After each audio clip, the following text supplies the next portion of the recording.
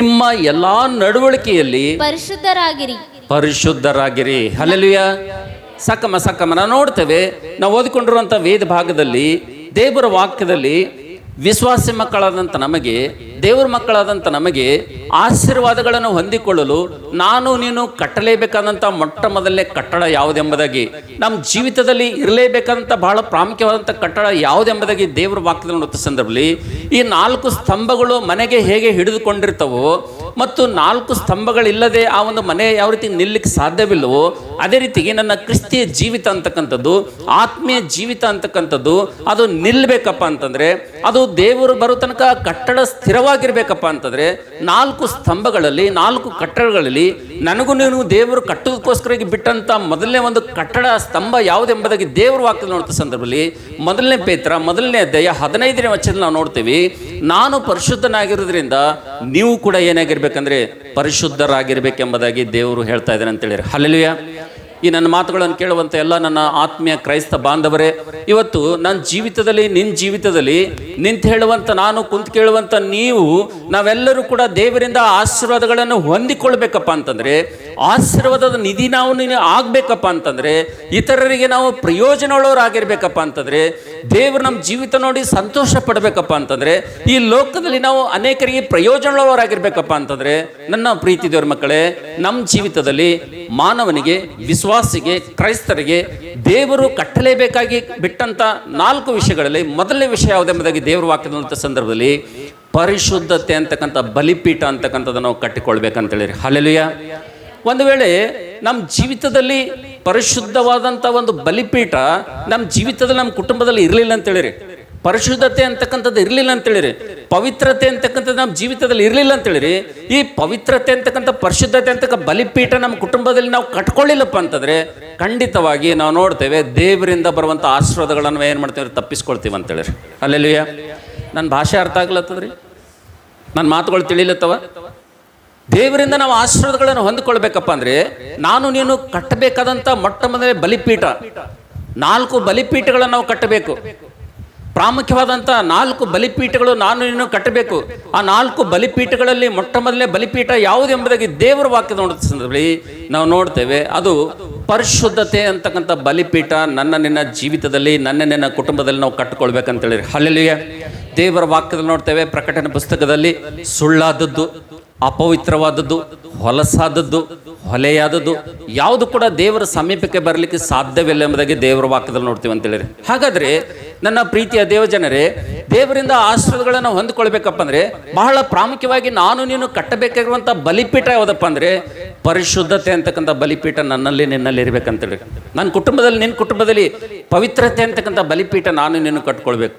ಯಾಕಪ್ಪ ಅಂತಂದರೆ ನಮ್ಮ ಜೀವಿತದಲ್ಲಿ ಯಾಕೆ ಆಶೀರ್ವಾದಗಳು ಇಲ್ಲದೆ ಹೋಗ್ತಾ ಇದೆಯಪ್ಪ ಅಂತಂದರೆ, ದೇವರಿಂದ ಬರುವಂಥ ಆಶೀರ್ವಾದಗಳಿಗೆ ನಾವು ಯಾಕೆ ತಪ್ಪಿಸ್ಕೊಳ್ತಾ ಇದೀವಪ್ಪ ಅಂತಂದರೆ ಈ ಪರಿಶುದ್ಧತೆ ಅಂತಕ್ಕಂಥ ಬಲಿಪೀಠ ಸಂಪೂರ್ಣವಾಗಿ ಬಿದ್ದು ಹೋಗಿದೆ ಅಂತೇಳಿ.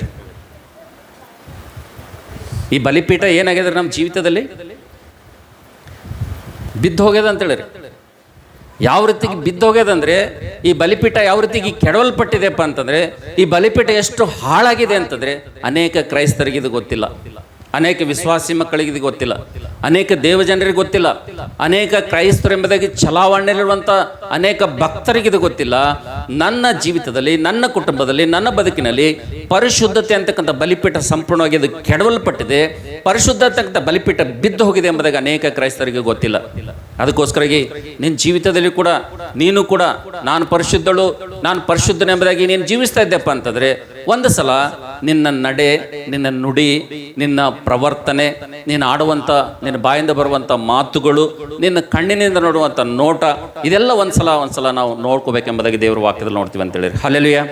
ನನ್ನ ಪ್ರೀತಿ ದೇವರ ಮಕ್ಕಳೇ, ನೀವು ನೋಡುವಂಥ ನೋಟದಲ್ಲಿ ಪರಿಶುದ್ಧತೆ ಇರಲಿಲ್ಲಪ್ಪ ಅಂತಂದರೆ, ನಿಮ್ಮ ಬಾಯಿಂದ ಬರುವಂಥ ಮಾತಿನಲ್ಲಿ ಪವಿತ್ರತೆ ಇರಲಿಲ್ಲಪ್ಪ ಅಂತಂದರೆ, ನಿಮ್ಮ ಪ್ರವರ್ತನೆಯಲ್ಲಿ ಒಂದು ವೇಳೆ ಪರಿಶುದ್ಧತೆ ಇರಲಿಲ್ಲಪ್ಪ ಅಂತಂದರೆ ಸಂಪೂರ್ಣವಾಗಿ ನಿಮ್ಮ ಬಲಿಪೀಠ ಅಂತಕ್ಕಂಥದ್ದು ಬಿದ್ದು ಹೋಗಿದೆ ಎಂಬುದಾಗಿ ನೋಡ್ತೀವಿ ಅಂತೇಳಿ. ಹಲ್ಲೆಲೂಯಾ. ಎಲ್ಲಿ ತನಕ ನಿಮ್ಮ ಜೀವಿತದಲ್ಲಿ ಬಲಿಪೀಠ ಬಿದ್ದು ಹೋಗಿರ್ತದೋ ಅಲ್ಲಿ ತನಕ ದೇವರು ಪ್ರಾರ್ಥನೆಗಳನ್ನು ಕೇಳುವುದಿಲ್ಲ ಅಂತೇಳಿ. ಹಲ್ಲೆಲೂಯಾ. ಎಲ್ಲಿ ತನಕ ನಮ್ಮ ಜೀವಿತದಲ್ಲಿ, ನಮ್ಮ ಕುಟುಂಬದಲ್ಲಿ ಬಲಿಪೀಠ ಬಿದ್ದು ಹೋಗಿರ್ತದೋ ಅಲ್ಲಿ ತನಕ ದೇವರು ನಾವು ಎಷ್ಟೇ ಕೂಗಿದರೂ ಕೂಡ, ಎಷ್ಟೇ ಕಿರ್ಚಿದ್ರೂ ಕೂಡ, ಎಷ್ಟೇ ನಾವು ಕುಣಿದಾಡಿದ್ರು ಕೂಡ ಮೊದಲನೇ ವರ್ಷಗಳ ಪುಸ್ತಕ 18ನೇ ಅಧ್ಯಾಯದಲ್ಲಿ ನೋಡ್ತೀವಿ, ಅವರೆಷ್ಟೋ ಕಿರ್ಚಿದ್ರು, ಕೂಗಿದ್ರು, ಕುಣಿದಾಡಿದ್ರು, ಗಾಯ ಮಾಡಿಕೊಂಡ್ರು, ಆದರೂ ದೇವರು ಅವರ ಮೊರೆಯನ್ನು, ದೇವರ ಪ್ರಾರ್ಥನೆಯನ್ನು ಕೇಳಿಲ್ಲ ಅಂತೇಳಿ. ಅಲ್ಲಿ ಕಾರಣ ಏನೆಂಬುದಾಗಿ ಅಲ್ಲಿ ನೋಡುವಂಥ ಸಂದರ್ಭದಲ್ಲಿ ಬಲಿಪೀಠ ಅಂತಕ್ಕಂಥದ್ದು ಬಿದ್ದು ಹೋಗಿದೆ ಅಂತೇಳಿರಿ. ಪ್ರೀತಿ ಸಹೋದರನೇ, ಪ್ರೀತಿ ಸಹೋದರಿ, ಒಂದ್ಸಲ ಆಲೋಚನೆ ಮಾಡು. ನಿನ್ನ ಜೀವಿತ ಯಾವ ರೀತಿಗಿದೆ? ನಿನ್ನ ಕ್ರಿಸ್ತಿಯ ಬದುಕು ಯಾವ ರೀತಿಗಿದೆ? ನೀನು ಪರಿಶುದ್ಧಳಾಗಿ, ನೀನು ಪರಿಶುದ್ಧನಾಗಿ ಜೀವಿಸ್ತಾ ಇದೆಯಾ? ಪರಿಶುದ್ಧತೆಯನ್ನು ಕಾಪಾಡ್ಕೊಳ್ತಾ ಇದೆಯಾ? ನಿನ್ನ ಜೀವಿತದಲ್ಲಿ, ನಿನ್ನ ಕುಟುಂಬದಲ್ಲಿ ಪವಿತ್ರತೆ ಅಂತಕ್ಕಂಥದ್ದು ಇದೆಯಾ? ಒಂದು ಸಲ ನಾವು ಪರೀಕ್ಷೆ ಮಾಡ್ಕೊಳ್ಬೇಕು. ನಿನ್ನನ್ನು ಒಂದ್ಸಲ ದೇವರು ಆಶೀರ್ವಾದ ಮಾಡಬೇಕಪ್ಪ ಅಂತಂದ್ರೆ, ಆತ ನನಗೂ ನೀನು ನೋಡುವಂಥ ಮೊಟ್ಟ ಮೊದಲೇ ಒಂದು ನನ್ನ ಜೀವಿತದಲ್ಲಿ, ನಿನ್ನ ಜೀವಿತದಲ್ಲಿ ಏನು ನೋಡ್ತಾನಪ್ಪ ಅಂತಂದ್ರೆ ಪರಿಶುದ್ಧತೆಯನ್ನು ಆತನ ನೋಡ್ತಾನಂತೇಳಿರಿ. ಹಲ್ಲೆಲೂಯಾ. ನನ್ನ ಜೀವಿತದಲ್ಲಿ, ನಿನ್ನ ಜೀವಿತದಲ್ಲಿ ಪರಿಶುದ್ಧತೆ ಅಂತಕ್ಕಂಥ ಬಲಿಪೀಠ ಬಿದ್ದು ಹೋಗಿತ್ತಪ್ಪ ಅಂತಂದರೆ ಅದನ್ನು ತಿರುಗಿ ಕಟ್ಟುವ ತನಕ ದೇವರು ಮಾತಾಡೋದಿಲ್ಲ ರೀ. ಅದನ್ನು ಕಟ್ಟುವ ತನಕ, ಅದನ್ನು ಸರಿ ಮಾಡುವ ತನಕ, ಅದನ್ನು ಕ್ರಮಪಡಿಸೋ ತನಕ ದೇವರು ನಮ್ಮ ಜೊತೆಗೆ ಬರುವುದೇ ಇಲ್ಲ ಅಂತೇಳಿರಿ. ಅದಕ್ಕೆ ನಾವು ನೋಡ್ತೀವಿ, ನನ್ನ ಪ್ರೀತಿಯ ದೇವರ ಮಕ್ಕಳೇ, ಇವತ್ತು ವಿಶ್ವಾಸಿ ಮಕ್ಕಳಿಗೆ, ಕ್ರೈಸ್ತರಿಗೆ ಆಶೀರ್ವಾದಗಳಿಗಾಗಿ ಕಟ್ಟಲೇಬೇಕಾಗಿ ಬಿಟ್ಟಿರುವಂಥ 4 ಕಟ್ಟಡಗಳಲ್ಲಿ, 4 ಬಲಿಪೀಠಗಳಲ್ಲಿ ಮೊದಲನೇ ಬಲಿಪೀಠ ಯಾವುದು ಎಂಬುದಾಗಿ ದೇವರ ವಾಕ್ಯದಲ್ಲಿ ನೋಡುತ್ತ ಸಂದರ್ಭದಲ್ಲಿ ಪರಿಶುದ್ಧತೆ ಎಂಬುದಾಗಿ ನೋಡ್ತೀವಿ ಅಂತೇಳಿ. ಹಲ್ಲೆಲೂಯಾ. ಯಾರಾದರೂ ಆದಿಕಾಂಡ 8ನೇ ಅಧ್ಯಾಯ 20ನೇ ವಚನ ಓದ್ತೀರಾ? ಪರಿಶುದ್ಧವಾದಂಥ ಬಲಿಪೀಠ ಕಟ್ಟಿದಂಥವ್ರು ಯಾರು? ಪರಿಶುದ್ಧತೆ ಅಂತಕ್ಕಂಥ ಬಲಿಪೀಠವನ್ನು ಕಟ್ಟಿ ಕಾಪಾಡಿಕೊಂಡಂಥವ್ರು ಯಾರು? ಆ ಪರಿಶುದ್ಧತೆ ಅಂತ ಬಲಿಪೀಠವನ್ನು ಕಟ್ಟಿಕೊಂಡಿರಿಂದಲೇ ದೇವರು ಯಾವ ರೀತಿಗೆ ಅವರನ್ನ ಆಶೀರ್ವಾದ ಮಾಡಿದ್ರೆ ಎಂಬುದಾಗಿ ಒಬ್ಬ ವ್ಯಕ್ತಿನ ಮೆದುರುಗಳು ತರಲಿಕ್ಕೆ ನಾನು ಇಷ್ಟಪಡ್ತೀನಿ. ಆದಿಕಾಂಡ 8ನೇ ಅಧ್ಯಾಯ 20ನೇ ವಚನ ಓದಮ್ಮ. ಆಗ ನೋಹನು ಯೆಹೋವನಿಗೋಸ್ಕರ ಯೆಹೋವನಿಗೋಸ್ಕರವಾಗಿ ಯಜ್ಞವೇದಿಯನ್ನು ಮಾಡಿ ಅದರ ಮೇಲೆ ಶುದ್ಧವಾದ ಎಲ್ಲಾ ಪಶು ಜಾತಿಗಳಲ್ಲಿ ಸರ್ವಾಂಗ ಹೋಮ ಮಾಡಿದನು. Hallelujah, hallelujah. ನಾವು ನೋಡ್ತೇವೆ, ನೋಹನು ಯಾವಾಗ ಜಲಪ್ರಳಯದಿಂದ ನಿಂತ ಮೇಲೆ ಹೊರಗಡೆ ಬರ್ತಾನೋ ಆತನು ಮೊಟ್ಟ ಮೊದಲೇ ಮಾಡಿದಂಥ ಕೆಲಸ ಏನಪ್ಪ ಅಂತಂದರೆ ಆತನು ಬಲಿಪೀಠವನ್ನು ಕಟ್ಟದನೆಂಬುದಾಗಿ ನೋಡ್ತೀವಿ ಅಂತೇಳಿರಿ. ಹಲ್ಲೆಲೂಯಾ. ನಾವು ನೋಡ್ತೇವೆ, ಜಲಪ್ರಳಯದ ನಾವೆಯಿಂದ ದೇವರು ಆತನನ್ನು ಹೊರಗಡೆ ತಂದ ತಕ್ಷಣವೇ ನೋಹನ ಏನು ಮಾಡ್ದನಪ್ಪ ಅಂತಂದರೆ ಒಂದು ಬಲಿಪೀಠವನ್ನು ಆತನು ಕಟ್ಟಿದನೆಂಬುದಾಗಿ ನೋಡ್ತೀವಿ ಅಂತೇಳಿರಿ. ಹಲ್ಲೆಲೂಯಾ. ಇದು ಯಾವ ಬಲಿಪೀಠ ಎಂಬುದಾಗಿ ದೇವರು ವಾಕ್ಯದಲ್ಲಿ ನೋಡುತ್ತಾ ಸಂದರ್ಭದಲ್ಲಿ ಅದೇ ಆದಿಕಾಂಡ 8ನೇ ಅಧ್ಯಾಯ 20ನೇ ವಚನ ಹೇಳ್ತದ, ನೋಹನು ಬಲಿಪೀಠವನ್ನು ಕಟ್ಟಿ ಶುದ್ಧವಾದಂಥ ಎಲ್ಲ ಏನು ಬರ್ತದ ಮದರಾಗ, ಶುದ್ಧವಾದಂಥ ಪರಿಶುದ್ಧವಾದಂಥ ಪಶು ಜಾತಿಗಳಲ್ಲಿ ಏನ್ ಮಾಡಿದನಂತ? ಸರ್ವಾಂಗ ಹೋಮವಾಗಿ ಆತನು ದೇವರಿಗೆ ಸಮರ್ಪಿಸಿದನಂತ. ಹಲ್ಲೆಲೂಯಾ. ನಾವು ನೋಡ್ತೀವಿ, ಯಾವಾಗ ನೋಹನು ದೇವರಿಗೆ ಬಲಿಪೀಠವನ್ನು ಕಟ್ಟದನು, ದೇವರಿಗೆ ಬಲಿಪೀಠವನ್ನು ಕಟ್ಟಿದ ಮೇಲೆ ಶುದ್ಧವಾದಂಥ ಪಶುಗಳನ್ನು ಅರ್ಪಿಸಿದನು, ಸರ್ವಾಂಗ ಹೋಮ ಮಾಡಿದನು. ಆ ಸರ್ವಾಂಗ ಹೋಮ ಏನಾಯ್ತಪ್ಪ ಅಂತಂದ್ರೆ ದೇವರಿಗೆ ಸುಗಂಧ ವಾಸನೆಯಾಗಿ, ಘಮಘಮಿಸುವ ವಾಸನೆಯಾಗಿ, ಪರಿಮಳ ವಾಸನೆಯಾಗಿ ದೇವರ ಸನ್ನಿಧಿಗೆ ಹೋಗ್ಬಿಡ್ತಂತ. ಹಲ್ಲೆಲೂಯಾ. ನಾವು ನೋಡ್ತೇವೆ, ಯಾವಾಗ ನೋಹನು ಪರಿಮಳ ಬೀರುವಂಥ, ದೇವರಿಗೆ ಸುವಾಸನೆ ಬೀರುವಂಥ, ದೇವರು ಘಮಘಮಿಸುವಂಥ ಬಲಿಪೀಠವನ್ನು ಕಟ್ಟಿ ಪರಿಶುದ್ಧವಾದಂಥ ಪಕ್ಷಿಗಳನ್ನು ಆತನ ಬಲಿಯಾಗಿ ಸರ್ವಾಂಗ ಹೋಮವನ್ನು ಸಮರ್ಪಿಸಿದನು. ಈ ಒಂದು ಸುವಾಸನೆ ಯಾವಾಗ ದೇವರಿಗೆ ತಾಕತ್ತೋ ಆ ಪರಿಮಳ, ಆ ಸುವಾಸನೆ ನಾವು ನೋಡ್ತೀವಿ ನೋಹನ ಜೀವಿತದಲ್ಲಿ ಆಶೀರ್ವಾದ ತರಲಿಲ್ಲ, ನೋಹನ ಸಂತಾನಕ್ಕೆ ಆಶೀರ್ವಾದ ತರಲಿಲ್ಲ, ಇಡೀ ಮನುಷ್ಯ ಜಾತಿಗೆ ನಾವು ನೋಡ್ತೀವಿ ದೊಡ್ಡ ಆಶೀರ್ವಾದ ಬಂತಂತೇಳಿ. ಹಲ್ಲೆಲೂಯಾ. ಆವಾಗಲೇ ದೇವರು ತೀರ್ಮಾನ ಮಾಡ್ತಾನೆ, ಏನು ಮಾಡ್ತಾನೆ ಅಂದರೆ ಮನುಷ್ಯನ ಹೃದಯ ಯಾವಾಗಲೂ ಅದು ಕೆಟ್ಟದ್ದೇ, ಅವ್ರು ಯಾವಾಗಲೂ ಕೆಟ್ಟದ್ದೇ ಆಲೋಚನೆ ಮಾಡ್ತಾರ. ಆದರೆ ನಾನೇನು ಮಾಡ್ತೇನೆ ಅಂದರೆ ಇನ್ನು ಮೇಲೆ ಈ ಭೂಮಿ ನೀರಿನಿಂದ ನಾಶವಾಗದಂತೆ ಈ ಭೂಮಿಯನ್ನು ಏನು ಮಾಡ್ತೇನೆ ಅಂದರೆ ನಾನು ಕಾಪಾಡ್ತೀನಿ ಎಂಬುದಾಗಿ ದೇವರು ಒಂದು ಪ್ರತಿಜ್ಞೆ ಮಾಡ್ತಾನೆ ಅಂತೇಳಿ. ಹಲ್ಲೆಲೂಯಾ. ನೋಡ್ರಿ, ನೋಹನು ಆ ಒಂದು ಬಲಿಪೀಠವನ್ನು ಕಟ್ಟಿದ ಮೇಲೆ ಕೇವಲ ತನಗೆ ಮಾತ್ರ ಆಶೀರ್ವಾದ ಸಿಗಲಿಲ್ಲ, ನಾವು ನೋಡ್ತೇವೆ ಮಾನವ ಜಾತಿಗೆ ಆತನು ದೊಡ್ಡ ಆಶೀರ್ವಾದ ಅಂತಂದನಂತೇಳಿ. ಹಲ್ಲೆಲೂಯಾ. ಇನ್ನು ಮುಂದೆ ನಾನು ಈ ಜನರ ಹೃದಯದಲ್ಲಿರುವ ಕೆಟ್ಟತನವನ್ನು ನೋಡಿ, ಅವ್ರ ಕೆಟ್ಟತನ ಬಲಹೀನತೆ ನೋಡಿ, ನಾನು ಇನ್ನು ಮುಂದೆ ಈ ಲೋಕವನ್ನು ನೀರಿನಿಂದ ನಾಶ ಮಾಡೋದಿಲ್ಲ ಎಂಬುದಾಗಿ ಪ್ರತಿಜ್ಞೆ ಮಾಡೋದನ್ನ ಅಂತೇಳಿರಿ. ಹಲ್ಲೆಲೂಯಾ. ಅದಕ್ಕೋಸ್ಕರ ನಾವು ಪ್ರೀತಿ ದೇವರ ಮಕ್ಕಳೇ, ನಿನ್ನ ಜೀವಿತದಲ್ಲಿ ಆಶೀರ್ವಾದಗಳು ಬೇಕಪ್ಪ ಅಂತಂದರೆ, ಆಶೀರ್ವಾದ ನಿಧಿಗಳು ನಾನು ನೀನು ಆಗಬೇಕಪ್ಪ ಅಂತಂದರೆ, ನಾನು ನೀನು ಕಟ್ಟಲೇಬೇಕಾಗಿರುವಂಥ 4 ಬಲಿಪೀಠಗಳಲ್ಲಿ ಮೊದಲೇ ಬಲಿಪೀಠ ಯಾವುದಪ್ಪ ಅಂದರೆ ಪರಿಶುದ್ಧತೆ ಅಂತಕ್ಕಂಥ ಬಲಿಪೀಠ ಅಂತೇಳಿ. ಹಲ್ಲೆಲೂಯಾ. ಒಂದ್ಸಲ ಆಲೋಚನೆ ಮಾಡಿರಿ, ಒಂದ್ಸಲ ಪರೀಕ್ಷೆ ಮಾಡಿಕೊಡ್ರಿ, ಒಂದ್ಸಲ ನಿಮ್ಮ ಜೀವಿತ ನೋಡ್ಕೊಡ್ರಿ. ನಿಮ್ಮ ಜೀವಿತದಲ್ಲಿ ಪರಿಶುದ್ಧತೆ ಇದೆಯಾ? ಪರಿಶುದ್ಧತೆಯನ್ನು ಕಾಪಾಡ್ಕೊಳ್ತಾ ಇದ್ದೀರಾ? ಪವಿತ್ರರಾಗಿ ಜೀವಿಸ್ತಾ ಇದ್ದೀರಾ? ಲೋಕದ ಮಾಲಿನ್ಯ ಅಂಟುಕೊಳ್ಳದಂತೆ ಭಯಭಕ್ತಿಯುಳ್ಳವರಾಗಿ ಜೀವಿಸ್ತಾ ಇದ್ದೀರಾ? ಅಥವಾ ಬಾಯಿ ನಾಲಿಗೆ ಸಡಿಲ ಬಿಟ್ಟು ಹರಿಬಿಟ್ಟು ಹಾಗೆ ಇದು ನನ್ನ ಬಾಯಿ ಅಂತೇಳಿ ಉಪಯೋಗ ಮಾಡ್ಕೊಳ್ತಾ ಇದ್ರಿ? ಒಂದ್ಸಲ ಆಲೋಚನೆ ಮಾಡ್ರಿ. ಖಂಡಿತವಾಗಿ ನಿನಗೂ ನನಗೂ ದೇವರು ಕಟ್ಟಲಿಕ್ಕೆ ಬಿಟ್ಟಂಥ 4 ಬಲಿಪೀಠಗಳು ಭಕ್ತರ ಜೀವಿತದಲ್ಲಿ ನಾವು ನೋಡ್ತೇವೆ. ಈ ಬಲಿಪೀಠಗಳನ್ನು ಕಟ್ಟಿ ದೊಡ್ಡ ದೊಡ್ಡ ಆಶೀರ್ವಾದಗಳನ್ನು ಅವರು ಹೊಂದಿಕೊಂಡ್ರು ಅಂತೇಳಿರಿ. ಹಲ್ಲೆಲೂಯಾ. ಸಹೋದರನೇ, ದೇವರ ಆಶೀರ್ವಾದದಿಂದ ನೀನು ವಂಚಿತನಾಗಬೇಡ. ಸಹೋದರಿ, ದೇವರು ಕೊಡುವಂಥ ಆಶೀರ್ವಾದದಿಂದ ನೀನು ವಂಚಿತರಾಗಬೇಡ. ದೇವ್ರು ನಿನ್ನನ್ನು ಕರೆದಂಥ ಉದ್ದೇಶ ಏನಂದರೆ, ದೇವ್ರು ನಿನಗೆ ಆರಿಸ್ಕೊಂಡಂಥ ಉದ್ದೇಶ ಏನಪ್ಪ ಅಂತಂದರೆ, ದೇವ್ರು ನಿನ್ನನ್ನು ಈ ಲೋಕದಲ್ಲಿ ಯಾಕೆ ಪ್ರತ್ಯೇಕಪಡಿಸಿದ್ದಾನಪ್ಪ ಅಂತಂದರೆ, ನಿನ್ನನ್ನು ಆಶೀರ್ವಾದವ ನಿಧಿಯಾಗಿ ಮಾಡಬೇಕೆಂಬುದಾಗಿ ದೇವರು ಕರೆದಿದ್ದಾನೆ ಅಂತೇಳಿರಿ. ಹಲ್ಲೆಲೂಯಾ. ಅದಕ್ಕೋಸ್ಕರಾಗಿ ಮೊಟ್ಟ ಮೊದಲೇ ಬಲಿಪೀಠ ಯಾವುದೆಂಬುದಾಗಿ ದೇವ್ರ ವಾಕ್ಯ ನೋಡೋ ಸಂದರ್ಭದಲ್ಲಿ ಅದು ಪರಿಶುದ್ಧತೆ ಎಂಬುದಾಗಿ ನಾವು ನೋಡ್ತೀವಿ ಅಂತೇಳಿ. ಹಲ್ಲೆಲೂಯಾ. ಎರಡನೇದಾಗಿ ನಾವು ನೋಡ್ತೇವೆ, 4 ಬಲಿಪೀಠಗಳಲ್ಲಿ ನಾನು ನೀನು ಕಟ್ಟಲೇಬೇಕಾಗಿರುವಂಥ 2ನೇ ಬಲಿಪೀಠ ಯಾವುದೆಂಬುದಾಗಿ ಯಾರಾದರೊಬ್ಬರು ಓದ್ತೀರಾ? ಆದಿಕಾಂಡ 12ನೇ ಅಧ್ಯಾಯ, ಜೆನೆಸಿಸ್, ಬುಕ್ ಆಫ್ ಜೆನೆಸಿಸ್, ಆದಿಕಾಂಡ 12ನೇ ಅಧ್ಯಾಯ. ನಾನು ನೀನು ನನ್ನ ಆಶೀರ್ವಾದಕ್ಕಾಗಿ, ನಿನ್ನ ಆಶೀರ್ವಾದಕ್ಕಾಗಿ ನಾವೆಲ್ಲರೂ ಕಟ್ಟಲೇಬೇಕಾಗಿರುವಂಥ ವಿಶ್ವಾಸಿ ಮಕ್ಕಳಿಗೆ ಬಿಟ್ಟಂಥ, ದೇವರು ಕಟ್ಟೋದಕ್ಕೋಸ್ಕರ ನಮಗೆ ಬಿಟ್ಟಂಥ 4 ಬಲಿಪೀಠಗಳಲ್ಲಿ 2ನೇ ಬಲಿಪೀಠ ದಯವಿಟ್ಟು ಯಾರಾದರೂ ಆದಿಕಾಂಡ 12ನೇ ಅಧ್ಯಾಯ 7ನೇ ವಚನ 8ನೇ ವಚನ ಓದಮ್ಮ. ಅಲ್ಲಿ ಯೆಹೋವನು ಅಬ್ರಹಾಮನಿಗೆ ದರ್ಶನ ಕೊಟ್ಟು ನಾನು ಈ ದೇಶವನ್ನು ನಿನ್ನ ಸಂತಾನಕ್ಕೆ ಕೊಡುವೆನು ಅಂದನು. ತನಗೆ ದರ್ಶನ ಕೊಟ್ಟ ಯೆಹೋವನಿಗೆ ಅಬ್ರಹಾಮನು ಯಜ್ಞವೇದಿಯನ್ನು ಕಟ್ಟಿಸಿದನು. Hallelujah, hallelujah. ಎಲ್ಲರೂ ನನ್ನ ಕಡೆಗೆ ನೋಡ್ರಿ. ನಾವು ನೋಡ್ತೇವೆ ಇಲ್ಲಿ ದೇವರ ವಾಕ್ಯದಲ್ಲಿ ಆದಿಕಾಂಡ 12ನೇ ಅಧ್ಯಾಯ 7ನೇ ವಚನ 8ನೇ ವಚನದಲ್ಲಿ ನೋಡ್ತೇವೆ, ದೇವರು ಅಬ್ರಹಾಮನನ್ನು ಆಶೀರ್ವಾದ ಮಾಡಬೇಕು, ದೇವರು ಅಬ್ರಹಾಮನ ಸಂತಾನವನ್ನು ಆಶೀರ್ವಾದ ಮಾಡಬೇಕೆಂಬುದಾಗಿ ತನ್ನ ಹೃದಯದಲ್ಲಿ ನಿರ್ಣಯ ಮಾಡಿಕೊಂಡು ಅಬ್ರಹಾಮನಿಗೆ ದರ್ಶನ ಕೊಟ್ಟಂಥ ಸಂದರ್ಭದಲ್ಲಿ ನಾವು ನೋಡ್ತೇವೆ, ಅಬ್ರಹಾಮನ ಮಾಡಿದಂಥ ಒಂದು ಒಳ್ಳೆ ಕೆಲಸ ಏನಪ್ಪ ಅಂತಂದರೆ, ನಾವು ನೋಡ್ತೇವೆ ಅಬ್ರಹಾಮನ ಏನು ಮಾಡಿದನಂದರೆ, ದೇವರು ತನ್ನನ್ನು ಆಶೀರ್ವಾದ ಮಾಡಲಿಕ್ಕಿದ್ದಾನೆ, ದೇವರು ಆತನನ್ನು ಹೆಚ್ಚಿಸಲಿಕ್ಕಿದ್ದಾನೆ, ದೇವರು ಅಬ್ರಹಾಮನನ್ನು ಮಾತ್ರವಲ್ಲ ಅಬ್ರಹಾಮನ ಸಂತಾನವನ್ನು ಹೆಚ್ಚಿಸಲಿಕ್ಕಿದ್ದಾನೆ, ಆಶೀರ್ವಾದ ಮಾಡಲಿಕ್ಕಿದ್ದಾನೆ ಎಂಬುದಾಗಿ ಯಾವಾಗ ಅಬ್ರಹಾಮನಿಗೆ ಗೊತ್ತಾಯ್ತು, ಅಬ್ರಹಾಮನ ಮಾಡಿರುವಂಥ ಮೊಟ್ಟ ಮೊದಲ ಕೆಲಸ ಏನಪ್ಪ ಅಂತಂದರೆ, ಆಶೀರ್ವಾದ ಬರೋದಕ್ಕಿಂತ ಮುಂಚೆನೆ ಆತನು ದೇವರಿಗೆ ಒಂದು ಬಲಿಪೀಠವನ್ನು ಕಟ್ಟಿದ್ದಾನೆ ಎಂಬುದಾಗಿ ದೇವರ ವಾಕ್ಯದಲ್ಲಿ ನೋಡ್ತೀವಿ ಅಂತೇಳಿ. ಹಲ್ಲೆಲೂಯಾ. ಪ್ರೀತಿ ಸಹೋದರನೇ, ಪ್ರೀತಿ ಸಹೋದರಿ, ದೇವರು ನಿನಗೆ ಕರೆದ ಮೇಲೆ ದೇವರು ನಿನಗೊಂದು ವಾಗ್ದಾನ ಮಾಡಿದ್ದಾನೆ. ಕರೆದಂಥ ದೇವರು ಆತನು ನಂಬಿಗಸ್ತನಾಗಿದ್ದಾನೆ. ಆತನು ನಿನ್ನನ್ನು ಕರೆದಂಥ ದೇವರು, ನಿನ್ನನ್ನು ಆರಿಸ್ಕೊಂಡಂಥ ದೇವರು ಆತನು ನಂಬಿಗಸ್ತನಂಥ ದೇವರಾಗಿದ್ದಾನೆ. ಆತ ವಾಗ್ದಾನ ಮಾಡಿದ್ದಾನೆ. ಆತನು ಒಂದ್ಸಲ ಮಾತು ಕೊಟ್ಟು ಆತನು ಮಾತು ತಪ್ಪುವಂಥ ದೇವರಲ್ಲ. ಆತನು ವಾಗ್ದಾನವನ್ನು ಮಾಡಿ ವಾಗ್ದಾನವನ್ನು ಮರೆತು ಹೋಗುವಂಥ ದೇವರಲ್ಲ. ಆತನು ಮನುಷ್ಯರಂತೆ 2 ಮಾತಿನವನಲ್ಲ. ಒಂದು ಸಲ ಮಾತು ಕೊಟ್ಟನಪ್ಪ ಅಂದರೆ ಆತನು ನೆರವೇರಿಸುವ ತನಕ ಆತನು ಬಿಡುವುದಿಲ್ಲ ಎಂಬುದಕ್ಕೆ ನೋಡ್ತೇವೆ. ಖಚಿತವಾಗಿ, ಖಂಡಿತವಾಗಿ ನಿನಗೆ ದೇವರು ಒಂದು ವಾಗ್ದಾನವನ್ನು ಮಾಡಿದ್ದಾನೆ. ನಿನಗೆ ವಾಗ್ದಾನ, ಆಶೀರ್ವಾದದ ವಾಗ್ದಾನವನ್ನು ಮಾಡಿದ್ದಾನೆ. ಆ ಆಶೀರ್ವಾದದ ವಾಗ್ದಾನ ಮಾಡುವಂಥ ಸಂದರ್ಭದಲ್ಲಿ ನೀನೇನು ಮಾಡಬೇಕಪ್ಪ ಅಂದರೆ, ಆ ಆಶೀರ್ವಾದವನ್ನು ಸ್ವಾಧೀನ ಮಾಡಿಕೊಳ್ಬೇಕಪ್ಪ ಅಂದರೆ ನಿನ್ನ ಜೀವಿತದಲ್ಲಿ ನೀನು ಒಂದು ಬಲಿಪೀಠವನ್ನು ಕಟ್ಟಬೇಕು. ಅಬ್ರಹಾಮನ ಒಂದು ಬಲಿಪೀಠವನ್ನು ಕಟ್ಟಿದನು. ಅಬ್ರಹಾಮನು ಕಟ್ಟಿದಂಥ ಈ ಬಲಿಪೀಠಕ್ಕೆ ನಾನೇನು ಹೆಸರಿಟ್ಟಿದ್ದೇನಪ್ಪ ಅಂತಂದರೆ, ಇದು ವಿಶ್ವಾಸದ ಬಲಿಪೀಠ ಎಂಬುದಾಗಿ ನಾನು ಹೆಸರಿಟ್ಟಿದ್ದೇನೆ ಅಂತೇಳಿ. ಹಲ್ಲೆಲೂಯಾ. ಸಹೋದರನೇ, ಸಹೋದರಿ, ನಿನ್ನ ಪರಿಸ್ಥಿತಿ ನೋಡಿ, ನಿನ್ನ ಜೀವಿತ ನೋಡಿ, ನಿನ್ನ ಬದುಕು ನೋಡಿ, ನಿನ್ನ ಸ್ಥಿತಿಗತಿ ನೋಡಿ, ಹೀಗೆ ನಿನ್ನ ಸುತ್ತಲೂ ಆವರಿಸ್ಕೊಂಡಿರುವಂಥ ಎಲ್ಲ ಸಂಗತಿಗಳು ನೋಡಿ, ಎಲ್ಲಿ ನಿನ್ನ ಒಂದು ವಿಶ್ವಾಸ ಕಡಿಮೆ ಆಗ್ತಾ ಇದೆ ಒಂದ್ಸಲ ನೋಡ್ಕೊ. ಎಲ್ಲಿ ನಿನ್ನ ನಂಬಿಕೆಯಲ್ಲಿ ನೀನು ಜಾರಿ ಹೋಗ್ತಾ ಇದೆಯೋ ನೋಡ್ಕೊ. ಸಹೋದರನೇ, ಎಲ್ಲಿ ಅಪನಂಬಿಕಸ್ಥನಾಗ್ತಾ ಇದೆಯೋ ನೋಡ್ಕೊ. ಸಹೋದರಿ, ಎಲ್ಲಿ ನೀನು ನಂಬಿಕೆಯಲ್ಲಿ ಹಿಂಜಾರ್ತಾ ಇದೆ ನೋಡ್ಕೊ. ಕಾರಣ ಏನಪ್ಪ ಅಂದರೆ, ನೀನು ಕರೆದಂಥ ದೇವರ ಆತ ನಂಬಿಕಸ್ಥನಾಗಿದ್ದಾನೆ ಅಂತೇಳಿ. ಹಲ್ಲೆಲೂಯಾ. ಎಲ್ಲಿ ನಿನ್ನಲ್ಲಿ ವಿಶ್ವಾಸ ಕಡಿಮೆ ಆಗಿದೆಯೋ ಒಂದ್ಸಲ ನೋಡ್ಕೊ.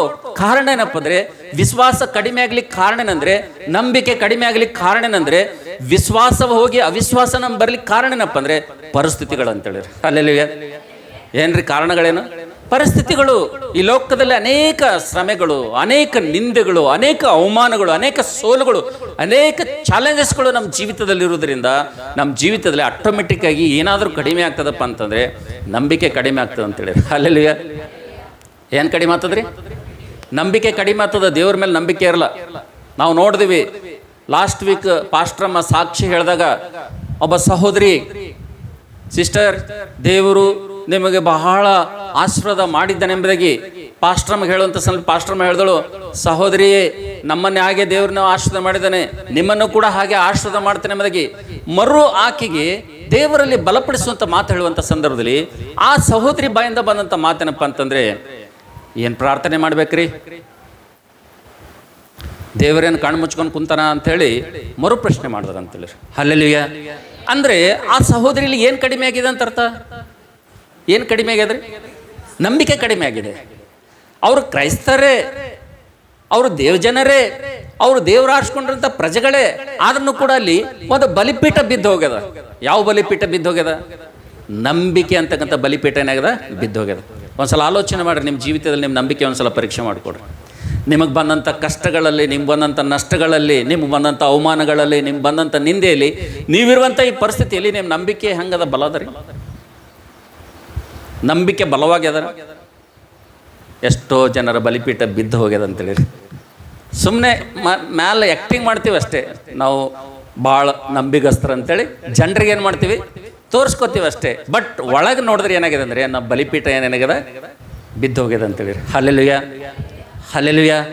ಅದಕ್ಕೋಸ್ಕರ ನನ್ನ ಪ್ರೀತಿದವ್ರ ಮಕ್ಕಳೇ, ನನಗೂ ನಿನಗೂ ಆಶೀರ್ವಾದ ಮಾಡಲು ನನಗೂ ನಿನಗೂ ಕಟ್ಟಬೇಕಾದಂಥ 4 ಬಲಿಪೀಠಗಳು ದೇವರು ಯಾಕೆ ಬಿಟ್ಟಿದ್ದಾನೆ ಎಂಬುದಾಗಿ ದೇವರು ವಾಕ್ಯ ನೋಡುತ್ತ ಸಂದರ್ಭದಲ್ಲಿ ಇಬ್ರಿಯ ಪತ್ರಿಕೆ 3-4ನೇ ವಚನದಲ್ಲಿ ಸಮಸ್ತವನ್ನು ಕಟ್ಟಿದವನು ದೇವರೇ ಎಂಬುದಾಗಿ ನೋಡುತ್ತ ಸಂದರ್ಭದಲ್ಲಿ ಸಮಸ್ತ ದೇವರು ಕಟ್ಟಿದ ಮೇಲೆ ನಾವೇನು ಕಟ್ಟೋದ್ರಿ ಅಂತೇಳಿ ಕೆಲವರಿಗೆ ಪ್ರಶ್ನೆ ಬರ್ಬೋದು.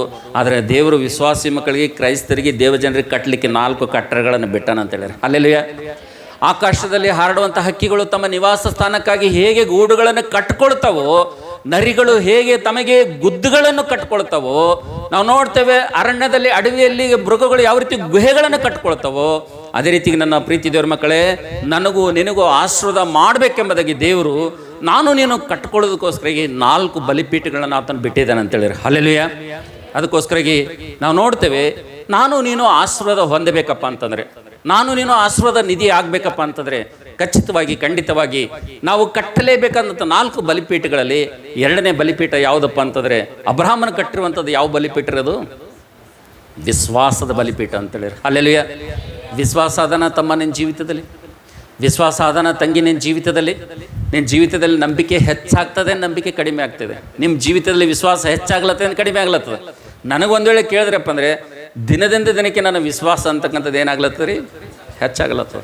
ಆ್ಯಕ್ಚುಲಿ ನನ್ನ ಜೀವಿತ, ನನ್ನ ಪರಿಸ್ಥಿತಿ ನೋಡಿದ್ರೆ ವಿಶ್ವಾಸ ಕಡಿಮೆ ಆಗ್ಬೇಕು, ನಾನು ಬಲಹೀನನಾಗಬೇಕು, ನನ್ನಲ್ಲಿ ನಂಬಿಕೆಗೆ, ನಿರೀಕ್ಷೆಗೆ ಏನೋ ಆಸ್ಪದನೆ ಇಲ್ಲಲ್ಲಪ್ಪ ಅಂತ ನಾನು ತಿಳ್ಕೊಳ್ಬೇಕು. ಅಂಥ ಪರಿಸ್ಥಿತಿ ಆ ಒಂದು ಒದ್ದಾಡ್ತಾ ಇದ್ದೀನಿ ನಾನು. ಬಟ್ ಇವತ್ತು ನನ್ನಲ್ಲಿ ಇಷ್ಟೊಂದು ವಿಶ್ವಾಸ ಹೆಚ್ಚಾಗ್ಲಿಕ್ಕೆ ಕಾರಣ ಏನಪ್ಪ ಅಂತಂದರೆ, ಕರೆದಂಥ ದೇವರು ಆತನ ಏನಾಗಿದ್ದಾನೆ ಅಂದರೆ ನಂಬಿಗಸ್ತನಾಗಿದ್ದಾನೆ ಅಂತೇಳಿ. ಹಲ್ಲೆಲೂಯಾ. ನಿನ್ನನ್ನು ಕರೆದಂಥ ದೇವರು ಆತನ ನಂಬಿಗಸ್ತನಾಗಿದ್ದಾನೆ. ಅದಕ್ಕೋಸ್ಕರಾಗಿ ಕಟ್ಟು ಸಹೋದರನೇ, ಕಟ್ಟಿ ಸಹೋದರಿ, ಎಲ್ಲಿ ಬಿದ್ದು ಹೋಗಿದೆಯೋ, ಎಲ್ಲಿ ಅಪನಂಬಿಕಸ್ಥನಾಗಿದ್ದೀಯೋ, ಎಲ್ಲಿ ಅಪನಂಬಿಕಸ್ಥಳಾಗಿದ್ದೀಯೋ, ಎಲ್ಲಿ ದೇವ್ರ ಮೇಲೆ ನಿನಗೆ ಅನುಮಾನ ಬರ್ತಾ ಇದೆಯೋ, ಕಟ್ಟು. ಇವತ್ತಿನಿಂದ ನಿನ್ನ ಬಲಿಪೀಠವನ್ನು ಕಟ್ಟುವುದಾದರೆ, ವಿಶ್ವಾಸ ಅಂತಕ್ಕಂಥ ಬಲಿಪೀಠ ನೀನು ಕಟ್ಟುವುದಾದರೆ ಖಂಡಿತವಾಗಿ ದೇವರು ನಿನ್ನನ್ನು ಆಶೀರ್ವಾದ ಮಾಡ್ತಾನೆ ಅಂತೇಳಿರಿ. ಹಲ್ಲೆಲೂಯಾ. ನಾವು ನೋಡ್ತೇವೆ, ದೇವರು ಅಬ್ರಹಾಮನಿಗೆ ಆಶೀರ್ವಾದ ಮಾಡಬೇಕೆಂಬುದಾಗಿ ಆಲೋಚನೆ ಮಾಡಿದಾಗಲೇ ಅಬ್ರಹಾಮನ ಏನು ಮಾಡಿದ್ರೆ ಒಂದು ಬಲಿಪೀಠವನ್ನು ಆತನ ಏನು ಮಾಡಿದನು? ಕಟ್ಟದನ ಅಂತೇಳಿರಿ. ಹಲ್ಲೆಲೂಯಾ. ಇನ್ನೂ ಆಶೀರ್ವಾದ ಬಂದಿಲ್ಲ, ಆದರೆ ಅಬ್ರಹಾಮನ ಏನು ಮಾಡಿದನ್ರಿ? ವಿಶ್ವಾಸ ಅಂತಕ್ಕಂಥ ಬಲಿಪೀಠ, ನಂಬಿಕೆ ಅಂತ ಬಲಿಪೀಠವನ್ನು ಆತನು ಕಟ್ಟಿದನು. ಕಟ್ಟಿದ ಮೇಲೆ ನಾವು ನೋಡ್ತೀವಿ ದೊಡ್ಡ ಆಶೀರ್ವಾದವನ್ನು ಅಬ್ರಹಾಮನ ತನ್ನ ಸಂತಾನಕ್ಕೆ ಆತನು ಹೊಂದಿಕೊಂಡನು ಅಂತೇಳಿರಿ. Hallelujah, hallelujah. 3ನೇದಾಗಿ ನನ್ನ ಪ್ರೀತಿ ದೇವ್ರ ಮಕ್ಕಳೇ, ನನ್ನ ಸಂದೇಶವನ್ನು ನಾನು ಬೇಗನೆ ಮುಗಿಸ್ತೀನಿ. ಬನ್ನಿ, ಯಾರಾದರೂ ಆದಿಕಾಂಡ 26ನೇ ಅಧ್ಯಾಯ, ಆದಿಕಾಂಡ 26ನೇ ಅಧ್ಯಾಯ. ನಾನು ನೀನು ಕಟ್ಟಲೇಬೇಕಾಗಿರುವಂಥ ಒಂದು ಬಲಿಪೀಠ, ನಾನು ನೀನು ನಿನ್ನ ಆಶೀರ್ವಾದಗಳಿಗೋಸ್ಕರವಾಗಿ ಕಟ್ಟಲೇಬೇಕಾದಂಥ ಇನ್ನೊಂದು ಬಲಿಪೀಠ, 3ನೇ ಬಲಿಪೀಠ ಯಾವುದೆಂಬುದಾಗಿ ಆದಿಕಾಂಡ 26ನೇ ಅಧ್ಯಾಯ 25ನೇ ವಚನ ಓದ್ತೀರಾ? ಆದಿಕಾಂಡ 26ನೇ ಅಧ್ಯಾಯ 25ನೇ ವಚನ ಓದಮ್ಮ. ಇಸಾಕನು ಯಜ್ಞವೇದಿಯನ್ನು ಕಟ್ಟಿಸಿ, ಇಸಾಕನು ಯಜ್ಞವೇದಿಯನ್ನು ಕಟ್ಟಿಸಿ ಯೆಹೋವನ ಹೆಸರನ್ನು ಹೇಳಿಕೊಂಡು, ಯೆಹೋವನ ಹೆಸರನ್ನು ಹೇಳಿಕೊಂಡು ಆರಾಧಿಸಿ ಅಲ್ಲಿ ತನ್ನ ಗುಡಾರವನ್ನು ಹಾಕಿಸಿಕೊಂಡನು. Hallelujah, hallelujah, hallelujah.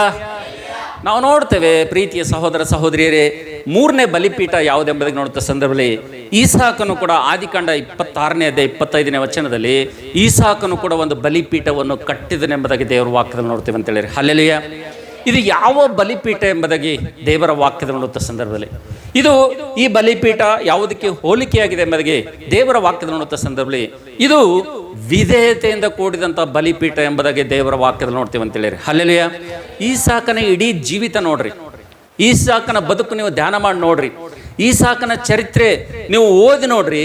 ಈಸಾಕನ ಇಡೀ ಪ್ರಾರಂಭದಿಂದ ಅಂತ್ಯದವರೆಗೂ ಈಸಾಕನ ಜೀವಿತದಲ್ಲಿ ನಾವು ಏನು ನೋಡ್ತೀವಪ್ಪ ಅಂತಂದರೆ, ಆತನು ವಿಧೇಯತೆಯನ್ನೇ ಆತನ ಜೀವಿತದಲ್ಲಿ ನಾವು ನೋಡ್ತೀವಿ ಅಂತ ಹೇಳಿದ್ರೆ, ಹಲ್ಲೆಲೂಯಾ.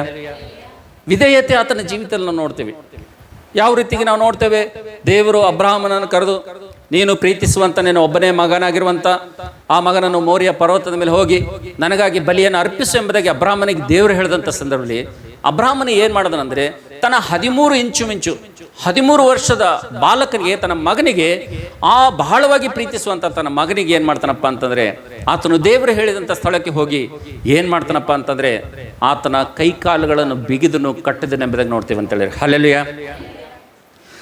ಆ 13 ವರ್ಷ ಯೌವನ ಕಾಲದಲ್ಲಿ, ಪ್ರಾಯದಲ್ಲಿ ಬರುವಂಥ ವಯಸ್ಸಿನಲ್ಲಿ ಈಸಾಕನಿಗೆ ತನ್ನ ತಂದೆ ಕೈಕಾಲುಗಳನ್ನು ಕಟ್ಟುವಂಥ ಸಂದರ್ಭದಲ್ಲಿ ನಾವು ನೋಡ್ತೇವೆ, ಆತನು ಮೌನವಾಗಿ ಆತನು ತಾಳದನೆಂಬುದಾಗಿ ದೇವರ ವಾಕ್ಯದಲ್ಲಿ ನೋಡ್ತೇವೆ ಅಂತೇಳಿ, ಹಲ್ಲೆಲೂಯಾ. ಯಾವಾಗ ಆತನ ಕೈಕಾಲುಗಳನ್ನು ಬಿಗಿದು ಆತನ ಕೈಕಾಲುಗಳನ್ನು ಕಟ್ಟಿ ಯಾವಾಗ ಯಜ್ಞವೇದಿ ಮೇಲೆ ಇಟ್ಟರೂ ಕೂಡ ಈಸಾಕನ ಬಾಯಿಂದ ಏನು ಬರಲಿಲ್ಲ ರೀ? ಮಾತು ಬರಲಿಲ್ಲ. ಕೇವಲ ಯಜ್ಞವೇದಿ ಮೇಲೆ ಇಡೋದು ಮಾತ್ರವಲ್ಲ, ಕತ್ತಿ ಎತ್ತದಾಗಲೂ ಕೂಡ ಈಸಾಕನ ಬಾಯಿಂದ ಏನು ಬರಲಿಲ್ಲ? ಶಬ್ದ ಅಂತಕ್ಕಂಥದ್ದು ಬರಲಿಲ್ಲ. ಎಂಥ ವಿಧೇಯತೆ ರೀ ಆತನ ಜೀವಿತದಲ್ಲಿ. ಅದಕ್ಕೋಸ್ಕರಾಗಿ ಪ್ರೀತಿಯ ದೇವರ ಮಕ್ಕಳೇ, ಈಸಾಕನಲ್ಲಿರುವಂಥ ಈ ವಿಧೇಯತೆ ಅಂತಕ್ಕಂಥ ಬಲಿಪೀಠ ಇದ್ದಿದ್ದರಿಂದ, ಈಸಾಕನು ವಿಧೇಯತೆ ಅಂತಕ್ಕಂಥ ಬಲಿಪೀಠವನ್ನು ಆತನು ಕಟ್ಕೊಂಡಿದ್ದರಿಂದ ತನ್ನ ಜೀವಿತದಲ್ಲಿ ಎಂಥ ದೊಡ್ಡ ಆಶೀರ್ವಾದ ಹೊಂದಿಕೊಂಡು ನಿಮ್ಗೆ ಗೊತ್ತಾ? ನಾವು ನೋಡ್ತೇವೆ, ಈಸಾಕನ ಒಂದು ಜೀವಿತದಲ್ಲಿ ತನ್ನ ತಂದೆಯ ತರುವಾಯ ಆತನು ಕೂಡ ಐಗುಪ್ತ ದೇಶದಲ್ಲಿ, ಫಿಲಿಷ್ಟ್ರಿ ದೇಶದಲ್ಲಿ ಆತನು ಪ್ರಯಾಣ ಮಾಡುತ್ತಾ ಆತನು ಮುಂದೆ ಹೋಗುವಂಥ ಸಂದರ್ಭದಲ್ಲಿ ದೇವರು ತೋರಿಸಿರುವಂಥ ಸ್ಥಳಕ್ಕೆ ಆತನು ಕೂಡ ಅಬ್ರಹಾಮನಂತೆ ಪ್ರಯಾಣ ಮಾಡುವಂಥ ಸಂದರ್ಭದಲ್ಲಿ ಪ್ರಯಾಣದಲ್ಲಿ ಆತನಿಗೆ ಎಷ್ಟು ಕಷ್ಟಗಳು ಬಂತಪ್ಪ ಅಂತಂದರೆ, ಈಸಾಕನ ಏನು ಮಾಡ್ತಾನಂದರೆ, ಎಲ್ಲೆಲ್ಲಿ ಆತನು ಇಳ್ಕೊಳ್ತಾನೋ ಅಲ್ಲಲ್ಲಿ ತನ್ನ ಪಶುಗಳಿಗಾಗಿ, ತನ್ನ ಸೇವಕರಿಗಾಗಿ, ತನ್ನ ಕುಟುಂಬಕ್ಕಾಗಿ ಆತನು ನೀರು ಬಾವಿಯನ್ನು ತೋಡ್ತಾನಂತೇಳಿ, ಹಲ್ಲೆಲೂಯಾ. ಎಷ್ಟು ಸಲ ಈಸಾಕನು ಬಾವಿಯನ್ನು ತೋಡ್ತಾನೋ, ಯಾವ ಸ್ಥಳದಲ್ಲಿ ಹೋಗಿ ಈಸಾಕನು ಬಾವಿಯನ್ನು ತೋಡ್ತಾನೋ, ಬಾವಿ ತೋಡಿದ ತಕ್ಷಣ ನೀರು ಸಿಗ್ತದೋ, ನೀರು ಸಿಕ್ಕ ತಕ್ಷಣ ಬಂದು ಏನು ಮಾಡ್ತಂದ್ರೆ, ಫಿಲಿಷ್ಟ್ರು ಬಂದು ಹೊಟ್ಟೆ ಕಿಚ್ಚನಿಂದ ಏನು ಮಾಡ್ತಾರೆ, ಈಸಾಕನ ಜೊತೆ ಜಗಳ ಮಾಡ್ತಾ ಇದ್ದಾರೆ ಅಂತೇಳಿ, ಹಲ್ಲೆಲೂಯಾ. ಏನು ಜಗಳ ಮಾಡ್ತಾ ಇದ್ರಪ್ಪ ಅಂತಂದರೆ, ಈ ನೀನು ತೋಡಿರುವಂಥ ಈ ಬಾವಿ ನೀರು ನಮ್ಮದು ಅಂತೇಳಿ ಅವ್ರು ಜಗಳ ಮಾಡ್ತಾಯಿದ್ರು. ಯಾವಾಗ ಈಸಾಕನಿಗೆ ಅಲ್ಲಿ ಈ ಫಿಲಿಷ್ಟ್ರು ಬಂದು ಗಲಾಟೆ ಮಾಡ್ತಾರೋ, ಆ ಸ್ಥಳವನ್ನು ಬಿಟ್ಟು ಈಸಾಕನು ಮತ್ತೆ ಮುಂದೆ ಪ್ರಯಾಣವನ್ನು ಮಾಡ್ತಾ ಇದ್ದಾರೆ ಅಂತೇಳಿ, ಹಲ್ಲೆಲೂಯಾ. ಮತ್ತೆ ಮುಂದೆ ಹೋಗಿ ಅಲ್ಲಿ ಕೂಡ ಮತ್ತೊಂದು ಬಾವಿಯನ್ನು ತೋಡಿ ತನ್ನ ಪಶುಗಳಿಗಾಗಿ, ತನ್ನ ಸೇವಕರಿಗಾಗಿ, ತನ್ನ ಕುಟುಂಬಕ್ಕಾಗಿ ಮತ್ತೊಂದು ಬಾವಿಯನ್ನು ತೋಡಿದಾಗ ಅಲ್ಲಿ ಕೂಡ ನೀರು ಸಿಗ್ತದೆ. ಅಲ್ಲಿ ನೀರು ಸಿಕ್ಕಿ ಇನ್ನೇನು ಇಲ್ಲಿ ನಮಗೆ ನೀರು ಸಿಕ್ಕಿದೆ ಅಂಥೇಳಿ ಅವರು ಸುಖವಾಗಿ ಅಲ್ಲಿ ಟೆಂಟ್ ಹಾಕಬೇಕೆಂಬುದಾಗಿ ಆಲೋಚನೆ ಮಾಡಿದಾಗ ಅಲ್ಲಿಯೂ ಕೂಡ ಹೊಟ್ಟೆ ಕಿಚ್ಚಿನಿಂದ ಫಿಲಿಷ್ಟ್ರು ಬಂದು ಏನು ಮಾಡ್ತಾರೆ, ಆ ಬಾವಿಯನ್ನು ಏನು ಮಾಡ್ತಾರೆ, ಕಸಿದುಕೊಳ್ತಾರೆ. ಈಸಾಕನು ಇನ್ನು ಮುಂದೆ ಹೋಗ್ತಾನೆ. ಅಲ್ಲಿಂದ ಮುಂದೆ ಹೋಗಿ ಅವ್ರ ಜೊತೆ ಜಗಳ ಮಾಡದೆ, ಗಲಾಟೆ ಮಾಡದೆ ಆತನು ಮುಂದೆ ಹೋಗ್ತಾನೆ. ಮುಂದೆ ಹೋಗಿ ಅಲ್ಲಿ ಒಂದು ಬಾವಿಯನ್ನು ತೋಡ್ತಾನೆ. ಬಾವಿಯನ್ನು ತೋಡಿದಾಗ ನೀರು ಬರ್ತದೆ. ನೀರು ಬಂದಾಗ ಅಲ್ಲಿಯೂ ಕೂಡ ಏನು ಮಾಡ್ತಾರೆ, ಫಿಲಿಷ್ಟ್ರು ಬಂದು ಏನು ಮಾಡ್ತಾರೆ, ಹೊಟ್ಟೆ ಕಿಚ್ಚಿನಿಂದ ಏನು ಮಾಡ್ತಾರೆ, ಜಗಳ ಮಾಡ್ತಾರೆ. ಇದನ್ನು ಕೂಡ ಏನು ನಮ್ಮದು ಅಂಥೇಳಿ ಏನು ಮಾಡ್ತಾರೆ, ಬಂದು ಜಗಳ ಮಾಡ್ತಾರೆ ಅಂತೇಳಿ. ಯಾವಾಗ ಈ ಒಂದು ಇಸಾಕನಿಗೆ ಈ ರೀತಿಗೆ ಫಿಲಿಷ್ಟ್ರು ಹೊಟ್ಟೆ ಕಿಚ್ಚಿನಿಂದ ಎಲ್ಲೇ ಹೋದರೂ ಕೂಡ, ಆತನು ಸ್ವಂತ ಬಾವಿಯನ್ನು ತೋಡಿದ್ರು ಕೂಡ ಆತನಿಗೆ ನೀರು ಸಿಕ್ಕದಂತೆ, ಬಾವಿ ಸಿಕ್ಕದಂತೆ, ಫಿಲಿಷ್ಟ್ರು ಎಷ್ಟು ಹೊಟ್ಟೆ ಕಿಚ್ಚಿನಿಂದ ಅನೇಕ ಪ್ರಯತ್ನಗಳನ್ನು ಮಾಡಿದ್ರೂ ಕೂಡ ನಾವು ನೋಡ್ತೇವೆ, ಆತನಲ್ಲಿ ವಿಧೇಯತೆ ಅಂತಕ್ಕಂಥ ಬಲಿಪೀಠ ಬಲವಾಗಿ ಕಟ್ಟಿಕೊಂಡಿದ್ದರಿಂದ ಆತನು ಯಾರ ಜೊತೆನೂ ಏನು ಮಾಡಲಿಲ್ಲ, ಆತನು ಗಲಾಟೆ ಮಾಡಲಿಲ್ಲ ಅಂತೇಳಿ. ಇದು ನಂದು ಅಂತೇಳಿ ಸಾಧನೆ ಮಾಡಲಿಲ್ಲ ಆತನು. ಇದು ನಂದು ಅಂತೇಳಿ ಎಲ್ಲಿ ಕೂಡ ಅವ್ರ ಜೊತೆ ಏನು ಮಾಡಲಿಲ್ಲ ಆತನು, ಕಾದಾಟ ಕಿಳಿಲಿಲ್ಲ ಆತನು. ಇಡೀ ಸತ್ಯವೇದ ನೋಡುವಂಥ ಸಂದರ್ಭದಲ್ಲಿ, ಇಡೀ ಬೈಬಲ್ ನೋಡುವಂಥ ಸಂದರ್ಭದಲ್ಲಿ ಈಸಾಕನ ಜೀವಿತದಲ್ಲಿ ನೋಡ್ತೇವೆ, ಫಿಲಿಷ್ಟ್ರು ಎಷ್ಟೇ ಆತನ ವಿಷಯದಲ್ಲಿ ಹೊಟ್ಟೆ ಕಿಚ್ಚುಪಟ್ಟರು. ಎಂಥ ಭಯಂಕರವಂಥ ಪರಿಸ್ಥಿತಿ ಬಂತಂದರೆ, ಆದಿಕಾಂಡ 26ನೇ ಅಧ್ಯಾಯಕ್ಕೆ ಬರುವಂಥ ಸಂದರ್ಭದಲ್ಲಿ ನಾವು ನೋಡ್ತೇವೆ, ಆ ಫಿಲಿಷ್ಟ್ರಿ ದೇಶದಲ್ಲಿ ಭಯಂಕರವಂಥ ಬರಗಾಲ ಇದೆ. ಅಲ್ಲಿ ನೀರು ಸಿಗ್ತಾ ಇಲ್ಲ, ಆಹಾರ ಸಿಗ್ತಾ ಇಲ್ಲ, ಬೀಜ ಹಾಕ್ತಾರೆ, ಬೆಳೆ ಬರ್ತಾ ಇಲ್ಲ, ಅಂಥ ಭಯಂಕರವಂಥ ಕಷ್ಟದಲ್ಲಿದ್ದಾರೆ. ಆದರೆ ಇಸಾಕನು ನಾವು ನೋಡ್ತೇವೆ, ಅದೇ ಊರಲ್ಲಿ, ಅದೇ ಸ್ಥಳದಲ್ಲಿ, ಅದೇ ಜನರ ಮಧ್ಯದಲ್ಲಿ, ಅದೇ ವಾತಾವರಣದಲ್ಲಿ ಆತನು ಬೀಜವನ್ನು ಬಿತ್ತಿ 100ರಷ್ಟು ಬೆಳೆಯನ್ನು ಏನು ಮಾಡಿದನಂತ್ರಿ, ಹೊಂದ್ಕೊಂಡನಂತ. ಹಲ್ಲೆಲೂಯಾ. ಕಾರಣ ಏನು ನನ್ನ ಪ್ರೀತಿ ದೇವರ ಮಕ್ಕಳೇ? ಇಷ್ಟೊಂದು ಫಿಲಿಷ್ಟ್ರು ಹೊಟ್ಟೆ ಕಿಚ್ಚು ಪಟ್ಟರು ಕೂಡ, ಫಿಲಿಷ್ಟ್ರು ಆತನ ಮೇಲೆ ದೇಶವನ್ನು ಸಾಧಿಸಿದ್ರು ಕೂಡ, ಫಿಲಿಷ್ಟ್ರು ಎಲ್ಲಿಯೂ ಕೂಡ ಆತನ ನೆಲೆ ಊರಿ ನಿಲ್ಲದಂತೆ, ಆತನನ್ನು ಬೇತಾಳದಂತೆ ಬೆನ್ನತ್ತಿದ್ರೂ ಕೂಡ ಈಸಾಕನ ಜೀವಿತದಲ್ಲಿ ದೇವರು ಎಂಥ ಆಶೀರ್ವಾದ ತಂದನಪ್ಪ ಅಂತಂದರೆ ನಾವು ನೋಡ್ತೇವೆ. ಆದಿಕಾಂಡ 26ನೇ ಅಧ್ಯಾಯದಲ್ಲಿ ನೋಡ್ತೀವಿ, ಆತನು ಆ ಒಂದು ಬರಗಾಲದಲ್ಲಿ ಕೂಡ ಬೀಜವನ್ನು ಬಿತ್ತಿ 100ರಷ್ಟು ಬೆಳೆಯನ್ನು ಏನು ಮಾಡಿದನು, ಆತನು ಹೊಂದಿಕೊಂಡನೇ ಬೆಳಗ್ಗೆ ನೋಡ್ತೀವಿ ಅಂತೇಳಿ. ಹಲ್ಲೆಲೂಯಾ. ಯಾವಾಗ ಇದನ್ನು ಕೂಡ ನೋಡ್ತಾರೋ ಆವಾಗ ಫಿಲಿಸ್ಟರು ಅಲ್ಲೂ ಕೂಡ ಬಂದು ಏನು ಮಾಡ್ತಾರೆ ಅಂದರೆ ಹೊಟ್ಟೆ ಕಿಚ್ಚಿನಿಂದ ಆತನನ್ನು ಓಡಿಸ್ತಾರೆ. ಆತನು ಓಡಿ ಆತನು ಬೇರೆ ಪ್ರಾಂತಕ್ಕೆ ಹೋಗಿ ಅಲ್ಲಿ ತಾನು ಗುಡಾರವನ್ನು ಹಾಕಿಸ್ಕೊಂಡು ಅಲ್ಲಿ ಕೂಡ ನಾವು ನೋಡ್ತೇವೆ ಬಾವಿಯನ್ನು ತೋಡಿ ಆತನ ಸೇವಕರು ಬಂದು ಹೇಳ್ತಾರೆ, ಅಯ್ಯ ನಮಗೆ ಈ ಸ್ಥಳದಲ್ಲಿ ಕೂಡ ನೀರು ಸಿಕ್ಕಿದೆ ಎಂಬುದಾಗಿ ಸಂತೋಷವಾಗಿ ಬಂದು ಇಸಾಕನಿಗೆ ಹೇಳುವಂಥ ಸಂದರ್ಭದಲ್ಲಿ ತಕ್ಷಣ ನಾವು ನೋಡ್ತೇವೆ ಆ ಫಿಲಿಸ್ಟರ್ ರಾಜರೆಲ್ಲರೂ ಇಸಾಕನ ಹತ್ರ ಬರ್ತಾರೆ ಅಂತೇಳಿ. ಹಲ್ಲೆಲೂಯಾ. ಯಾವಾಗ ಇಸಾಕನ ಹತ್ರ ಬರ್ತಾರೋ ಇಸಾಕನ ಅಂತನ, ಯಾಕಪ್ಪ ಇಷ್ಟು ಸ್ಥಳಗಳಿಂದ ನನಗೆ ಓಡಿಸಿದ್ದು ಸಾಕಾಗಿಲ್ಲ, ಇದೇ ಸ್ಥಳದಿಂದಲೂ ಕೂಡ ನನಗೆ ಓಡಿಸ್ಬೇಕಂತೇಳಿ ಬಂದಿರೇನಪ್ಪ ಅಂತೇಳಿ ಇಸಾಕನವ್ರಿಗೆ ಕೇಳ್ತಾನೆ. ಆದರೆ ಆ ಫಿಲಿಸ್ಟಿಯ ಸರದಾರರು, ಆ ಫಿಲಿಸ್ಟಿಯ ಅಧಿಕಾರಿಗಳು, ಆ ಫಿಲಿಸ್ಟಿಯ ರಾಜನು ಇಸಾಕನಿಗೆ ಏನು ಹೇಳ್ತಾನಪ್ಪ ಅಂತಂದರೆ, ಅಯ್ಯ ಈ ಸಲ ನಾನು ನಿಮ್ಮ ಜೊತೆ ಜಗಳ ಮಾಡೋಕ್ಕೆ ಬಂದಿಲ್ಲ, ಈ ಸಲ ನಿಮ್ಮ ಜೊತೆ ನಾನು ಗಲಾಟೆ ಮಾಡೋಕ್ಕೆ ಬಂದಿಲ್ಲ, ಈ ಸಲ ನಿಮ್ಮ ಜೊತೆಗೆ ನಿಮ್ಮ ಹತ್ರ ಯಾಕೆ ಬಂದೀವಪ್ಪ ಅಂತಂದರೆ ನಿನ್ನ ಜೊತೆ ಯೆಹೋವನು ದೇವರು ಇದ್ದಾನೆಂಬುದಾಗಿ ಸ್ಪಷ್ಟವಾಗಿ ನಮಗೆ ಗೊತ್ತಾಯಿತು. ಅದರಿಂದ ನಿನ್ನ ಜೊತೆ ನಾವು ಪ್ರೀತಿಯ ಸಂಧಾನ ಮಾಡ್ಕೋಬೇಕೆಂಬುದಾಗಿ ಬಂದಿದ್ದೀವಿ ಎಂಬುದಾಗಿ ಇಸಾಕನಿಗೆ ಹೇಳ್ತಾರೆ ಅಂತೇಳಿ. ಹಲ್ಲೆಲೂಯಾ. ನನ್ನ ಪ್ರೀತಿ ದೇವರ ಮಕ್ಕಳೇ, ನಮ್ಮ ಜೀವಿತದಲ್ಲಿ ಯಾಕೆ ವಿಧೇಯತೆ ಇರಬೇಕಂದ್ರೆ, ನಮ್ಮ ಜೀವಿತದಲ್ಲಿ ಯಾಕೆ ನಾವು ವಿಧೇಯರಾಗಿರ್ಬೇಕಪ್ಪ ಅಂತಂದರೆ, ನಮ್ಮ ಜೀವಿತದಲ್ಲಿ ಯಾಕೆ ಈ ವಿಧೇಯತೆ ಅಂತ ಬಲಿಪೀಠ ಇರಬೇಕಪ್ಪ ಅಂತಂದರೆ, ಇವತ್ತು ವೈರಿಗಳಾಗಲಿ ಮನುಷ್ಯರಾಗಲಿ ಇವತ್ತು ಎಷ್ಟೇ ಹೊಟ್ಟೆ ಕಿಚ್ಚುಪಟ್ಟು ನಮ್ಮ ವಿರೋಧವಾಗಿ ಬಂದ್ರೂ ಕೂಡ ನಾವು ಯಾಕೆ ಬಾಯಿ ಮುಚ್ಕೊಂಡಿರ್ಬೇಕು, ಯಾಕೆ ಗಲಾಟೆ ಮಾಡಬಾರ್ದ್ರಿ? ಯೆಹೋವನಿಂದ ದೇವರಿಂದ ನೀನು ಆಶೀರ್ವಾದ ಹೊಂದಬೇಕಂದ್ರೆ ನೀನು ಏನು ಮಾಡಬೇಕು? ಬಾಯಿ ಮುಚ್ಕೊಂಡು ಸುಮ್ಮನೆ ಇರಬೇಕು. ಬಾಯಿ ಕೊಟ್ಟನಂತೇಳಿ ಏನು ಮಾಡಬಾರ್ದು? ಗಲಾಟೆ ಮಾಡಬಾರ್ದು. ತಪ್ಪು ಅವ್ರದೇ ಇದ್ದಿರ್ಬೋದು, ಬಟ್ ವಾಕ್ಯ ಹೇಳ್ತದೆ ಕೊಲೊಸ್ಸೆ ಪತ್ರಿಕೆಯಲ್ಲಿ, ತಪ್ಪು ಅವನದೇ ಇದ್ರೂ ಕೂಡ, ತಪ್ಪು ಅವನ ಮೇಲೆ ಹೊರಿಸ್ಲಿಕ್ಕೆ ನಿನ್ನ ಹತ್ರ ಕಾರಣ ಇದ್ರೂ ಕೂಡ ನೀನೇನು ಮಾಡಬಾರ್ದು, ಅವನ ಮೇಲೆ ನೀ ಮಾಡಬಾರ್ದು ಅಂತ ದೇವ್ರ ವಾಕ್ಯ ಹೇಳ್ತದೆ. ತಪ್ಪು ಹೊರಿಸಲುವರ ಮೇಲೆ ಬೇಕಾದಷ್ಟು ಸಾಕ್ಷಿ ಆಧಾರಗಳು ಕಾರಣಗಳು ನಿನ್ನ ಬಳಿ ಇದ್ರೂ ಕೂಡ ನೀನು ಮೌನವಾಗಿ ಏನು ಮಾಡಬೇಕು? ಬಾಯಿ ಮುಚ್ಕೊಂಡು ಸುಮ್ಮನೆ ಕೂತ್ಕೋಬೇಕು. ನೀವು ಅದು ಯಾರಿಗೆ ಬಿಡಬೇಕದು? ಯಾರಿಗೆ ಬಿಡ್ಬೇಕ್ರಿ? ಇಲ್ಲ, ನಾವೇ ಯುದ್ಧ ಮಾಡ್ಲಿಕ್ಕೆ ಹೋಗ್ತೀವಿ. ಭಾಳ ಸಲ ನಾವೇನು ಮಾಡ್ತೀವಿ? ನಾವೇ ಫೈಟಿಂಗ್ ಮಾಡ್ಲಿಕ್ಕೆ ಹೋಗ್ತೀವಿ. ದೇವ್ರಂತನ ಸುಮ್ಮನೆ ನಿಂತ್ಕೊಂಡು ಯೆಹೋವ ನಡೆಸುವಂಥ ಯುದ್ಧ ನೋಡ್ರಂತ ದೇವ್ರು ಹೇಳ್ತಾನೆ. ನಾವೇನು ಮಾಡ್ತೀವಿ? ನಮ್ಗೆ ತಾಳೋದಾಗಲ್ಲ. ನಮಗೊಂದು ಬಲಹೀನತೆ ಇದೆ. ನಮ್ಮ ಸ್ವಭಾವ ಏನ್ರಿ?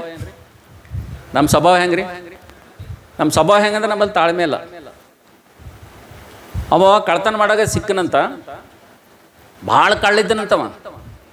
ಇಷ್ಟು ಕಳ್ಳ ಅಂದ್ರೆ ಊರಾಗೆಲ್ಲ ಫೇಮಸ್ ಅಂತವ. ಯಾರು ಆತನಿಗೆ ಸೇರಿಸ್ಕೋ ಇರ್ತಿರಲಿಲ್ಲ, ಯಾರಿಗೆ ಆತನಿಗೆ ನಂಬ್ತಾ ಇರಲಿಲ್ಲ ಅಂತ. ಆದ್ರೆ ಅದೇ ಊರಾಗಿದ್ದಂಥ ಒಬ್ಬ ಮನುಷ್ಯ ಏನು ಮಾಡ್ದಾನಂತ, ಇವನಿಗೆ ಸುಧಾರಸಮ್, ಇವನಿಗೆ ಒಳ್ಳೆಯ ಮಾಡಮ್ಮ, ಇವನಿಗೆ ಏನು ಮಾಡಮ್ಮ, ಚೆನ್ನಾಗಿ ಮಾಡಮ್ಮ ಅಂತೇಳಿ ಏನು ಮಾಡ್ದಾನಂತ, ಅವನಿಗೆ ಕರ್ಕೊಂಡು ಸೇರಿಸ್ಕೊಂಡು ಮನೆಗೆ ಇಟ್ಕೊಂಡನಂತ. ಮನೆಗೆ ಇಟ್ಕೊಂಡು ಏನು ಮಾಡ್ದಾನಂತ, ಒಂದು ದಿವಸ 3 ದಿವಸ ಊರಿಗೆ ಹೋಗ್ಬೇಕಾಗಿತ್ತಂತ. 3 ದಿವಸ ಊರಿಗೆ ಹೋಗ್ಬೇಕಾದಾಗ ಮನೆಗೆ ಇಟ್ಕೊಂಡಿನಲ್ರಿ ಕಳ್ಳಗ, ಭಾಳ ನಂಬಿನವ, ಊರವರೇ ನಂಬಲ್ಲಗರಿ ಇವ ಕಳ್ಳನ ಅಂತೇಳಿ. ಆದರೆ ಈ ಮನುಷ್ಯ ಏನು ಮಾಡ್ಯಾನ ಇವ ನಂಬೇನ. ಅವನಿಗೆ ಏನಾದರೂ ಮಾಡಿ ಮನುಷ್ಯ ಮಾಡ್ಬೇಕಂತ ಒಂದು ಪ್ರಯತ್ನ ಅದ. ಹಾಗಾಗಿ ಅವನಿಗೆ ನಾನು ಮನೆಗೆ ಇಷ್ಟು ದಿನ ಇಟ್ಕೊಂಡಿನಿ, ಇವನಿಗೆ ಊಟ ಹಾಕಿನಿ, ಬಟ್ಟೆ ಕೊಟ್ಟಿನಿ, ಎಲ್ಲ ರೀತಿಯಿಂದ ಮಾಡೀನಿ, ಜನ ಊರೆಲ್ಲ ಬಹಿಷ್ಕಾರ ಮಾಡಿದ, ಇವನಿಗೆ ನಾನು ಮನೆಗೆ ಸೇರಿಸ್ಕೊಂಡಿನಿ. ಈಗ ನನಗಿವ ಕೃತಜ್ಞತೆ ಉಳ್ಳಾಗ ಜೀವಿಸ್ತಾನ, ಈಗ ಇವ ಒಳ್ಳೆ ಮನುಷ್ಯ ಆಗ್ಯಾನ ಇಲ್ಲ ಅಂತೇಳಿ ಒಂದು ಟೆಸ್ಟ್ ಇಡ್ತಾನೆ. ಇಟ್ಟು ಏನು ಮಾಡ್ತಾನೆ ಅಂದರೆ, ನೋಡಪ್ಪ ನಾನು 3 ದಿವಸ ಬೇರೆ ಊರಿಗೆ ಹೋಗ್ಬೇಕಾಗ್ಯದ, 3 ದಿವಸ ಎಲ್ಲ ಮನೆ ಜವಾಬ್ದಾರಿ ನಿಂದೆ, ನನ್ನ ಮನೆ ಎಲ್ಲ ಆಸ್ತಿ ಬೆಳ್ಳಿ ಬಂಗಾರ ಇದೆಲ್ಲ ಯಾರ್ದು? ನಿನ್ನ ವಶದಾಗ ಕೊಡ್ತೀನಿ, ನಿಂದಂತೆ ತಿಳ್ಕೊಂಡು 3 ದಿವಸ ಏನು ಮಾಡ್ಬೇಕು, ನೀನು ಕಾಪಾಡಬೇಕು ಅಂತ ಏನು ಮಾಡ್ತಾನಂದರೆ, ಆ ಒಂದು ನಂಬಿಕಸ್ಥನಾದಂಥ ಒಬ್ಬ ಸಾಹುಕಾರ ಏನು ಮಾಡ್ತಾನಂದರೆ, ಈ ಮನುಷ್ಯಗೆ ನಂಬಿ ಈ ಜವಾಬ್ದಾರಿ ಕೊಟ್ಟು ಏನು ಮಾಡ್ತಾನಂದರೆ, ಹೋಗೋ ಟೈಮ್ನಾಗ ಒಂದು ಮಾತು ಹೇಳ್ತಾನೆ, ನೋಡು ಆ ಬೀರುದಾಗ ಬಂಗಾರದ, ಆ ಬೀರುದಾಗ ಬೆಳ್ಳಿ ಅದ, ಆ ಬೀರುದಾಗ ದುಡ್ಡದ, ಆ ಬೀರುದಾಗ ವಜ್ರವ, ಎಲ್ಲ ಬೀರುಗಳು ತೋರಿಸ್ತಾನ್ರಿ. ಯಾರಿಗೆ? ಅದ್ರಾಗ ಏನದ, ಅದ್ರಾಗ ಬೆಳ್ಳಿ ಅದ್ರಾಗದ, ಬಂಗಾರ ಆಗದ, ದುಡ್ಡು ಅದ್ರಾಗ ಎಲ್ಲ ತೋರಿಸ್ತಾನ್ರಿ. ಎಲ್ಲ ಅಲ್ಮಾರಿ ತೋರಿಸ್ತಾನೆ, ಅದ್ರಾಗ ಅದೋದು ಎಲ್ಲ ತೋರಿಸಿ ಹೋಗೋ ಟೈಮ್ನಾಗ ಒಂದು ಮಾತು ಹೇಳ್ತಾನೆ. ಏನಂದರೆ, ಈ ನಟ್ಟು ನಡು ಈ ರೂಮ್ನಾಗ ಒಂದು ಬುಟ್ಟಿ ಮುಚ್ಚಿ ನೋಡು, ಒಂದು ಬುಟ್ಟಿ ಡಬಾಕಿರ್ತಾನ. ಹಳ್ಳಿದಾಗ ಬುಟ್ಟಿ ಇರ್ತಾವ ನೋಡಿ, ಕಸಾಸೆಲ್ಲ ಬುಟ್ಟಿ ನೋಡ್ರಿ, ದೊಡ್ಡ ಅವಕ್ಕೆ ಯಾವ ಬುಟ್ಟಿ ಅಂತಾರೆ? ಆ ಬುಟ್ಟಿ ದೊಡ್ಡ ಬುಟ್ಟಿ ಇರ್ತದ, ಅದು ನಡು ರೂಮ್ನಾಗ ಅದು ಡಬಾಕಿರ್ತಾನ, ಭಾಳ ಹಾಕಿರ್ತಾನ.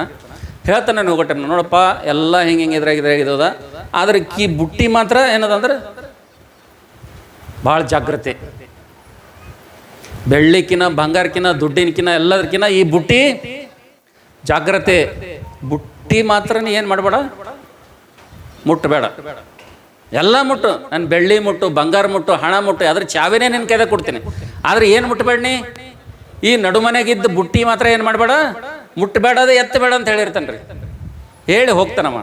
ಹೋದ್ಮೇಲೆ ಏನಾಗ್ತದಂದರೆ ಅವ ಯಜಮಾನ ಹೋದ್ಮೇಲೆ ಸಂಜಿತನೇ ಒಂದು ಚುಟಿನೇ ಹತ್ತದ. ಇಲ್ಲ ಬೆಳ್ಳಿದು ಕೊಟ್ಟನ, ಬಂಗಾರದ ಕೊಟ್ಟನ, ದುಡ್ಡಿಂದ ಎಲ್ಲ ಓಸು ಟಿಜರಿ ಕೀಲಿ ನನ್ನ ಕೈದಾಗ ಕೊಟ್ಟನ, ಈ ಬುಟ್ಟೆಗಂಥದ್ದು ಏನದ ಇಲ್ಲಿ, ಏನು ಮುಚ್ಚಿಟ್ಟನ, ಇದು ಒಂದೇ ಚಿಂತೆ ಬೀಳ್ತದ ಅವನಿಗೆ. ಚಿಂತೆ ಬಿದ್ದು ಏನು ಮಾಡ್ತಾನಂದರೆ ಒಂದು ದಿವ್ಸ ಹೆಂಗೋ ತಾಳ್ಕೊತಾನ, ಕಷ್ಟಪಟ್ಟು ತಾಳ್ಕೊತಾನ. ಇಷ್ಟು ತಾಳ್ತಾನೆ, ಅಷ್ಟು ತಾಳ್ತಾನೆ. ಸೆಕೆಂಡ್ ಡೇ ಆಗ್ತದೆ. ಸೆಕೆಂಡ್ ಡೇ ಇಷ್ಟು ಶೋಧನೆ ಬರ್ತದೆ, ಕೇಳ್ಬೇಡ್ರಿ ಅವನಿಗೆ. ಇಷ್ಟು ತಾಳ್ಕೋಬೇಕಂದ್ರೆ ಒಂದು ತಾಳ್ಮೆ ಶಕ್ತಿ ಹೋಗ್ಬಿಡ್ತದ ಅವನು. ಎಲ್ಲ ಇಷ್ಟೆಲ್ಲ ಸಮೃದ್ಧಿ ಅದ ಮನೆಗೆ, ಅವನಿಗೆ ಕಣ್ಣೆಲ್ಲದ ಒಂದು ಎಲ್ಲದ ಆ ಬುಟ್ಟಿ ಮೇಲೆದ ಅವನಿಗೆ. ಎರಡನೇ ದಿವ್ಸ ಮುಗಿತದ್ರಿ. ಇನ್ನೇನು ಮೂರನೇ ದಿವಸ ಸಾವುಕಾರ ಊರ್ಲಿಂದ ಬರೋ ಟೈಮ್ ಆಗ್ತದ. ಇವನಿಗೆ ಶೋಧನೆ ಹೆಚ್ಚಾಗ್ತದ್ರಿ. ಇವನಿಗೆ ಏನು ತಾಳೋದಾಗಲ್ಲ ಇವನಿಗೆ.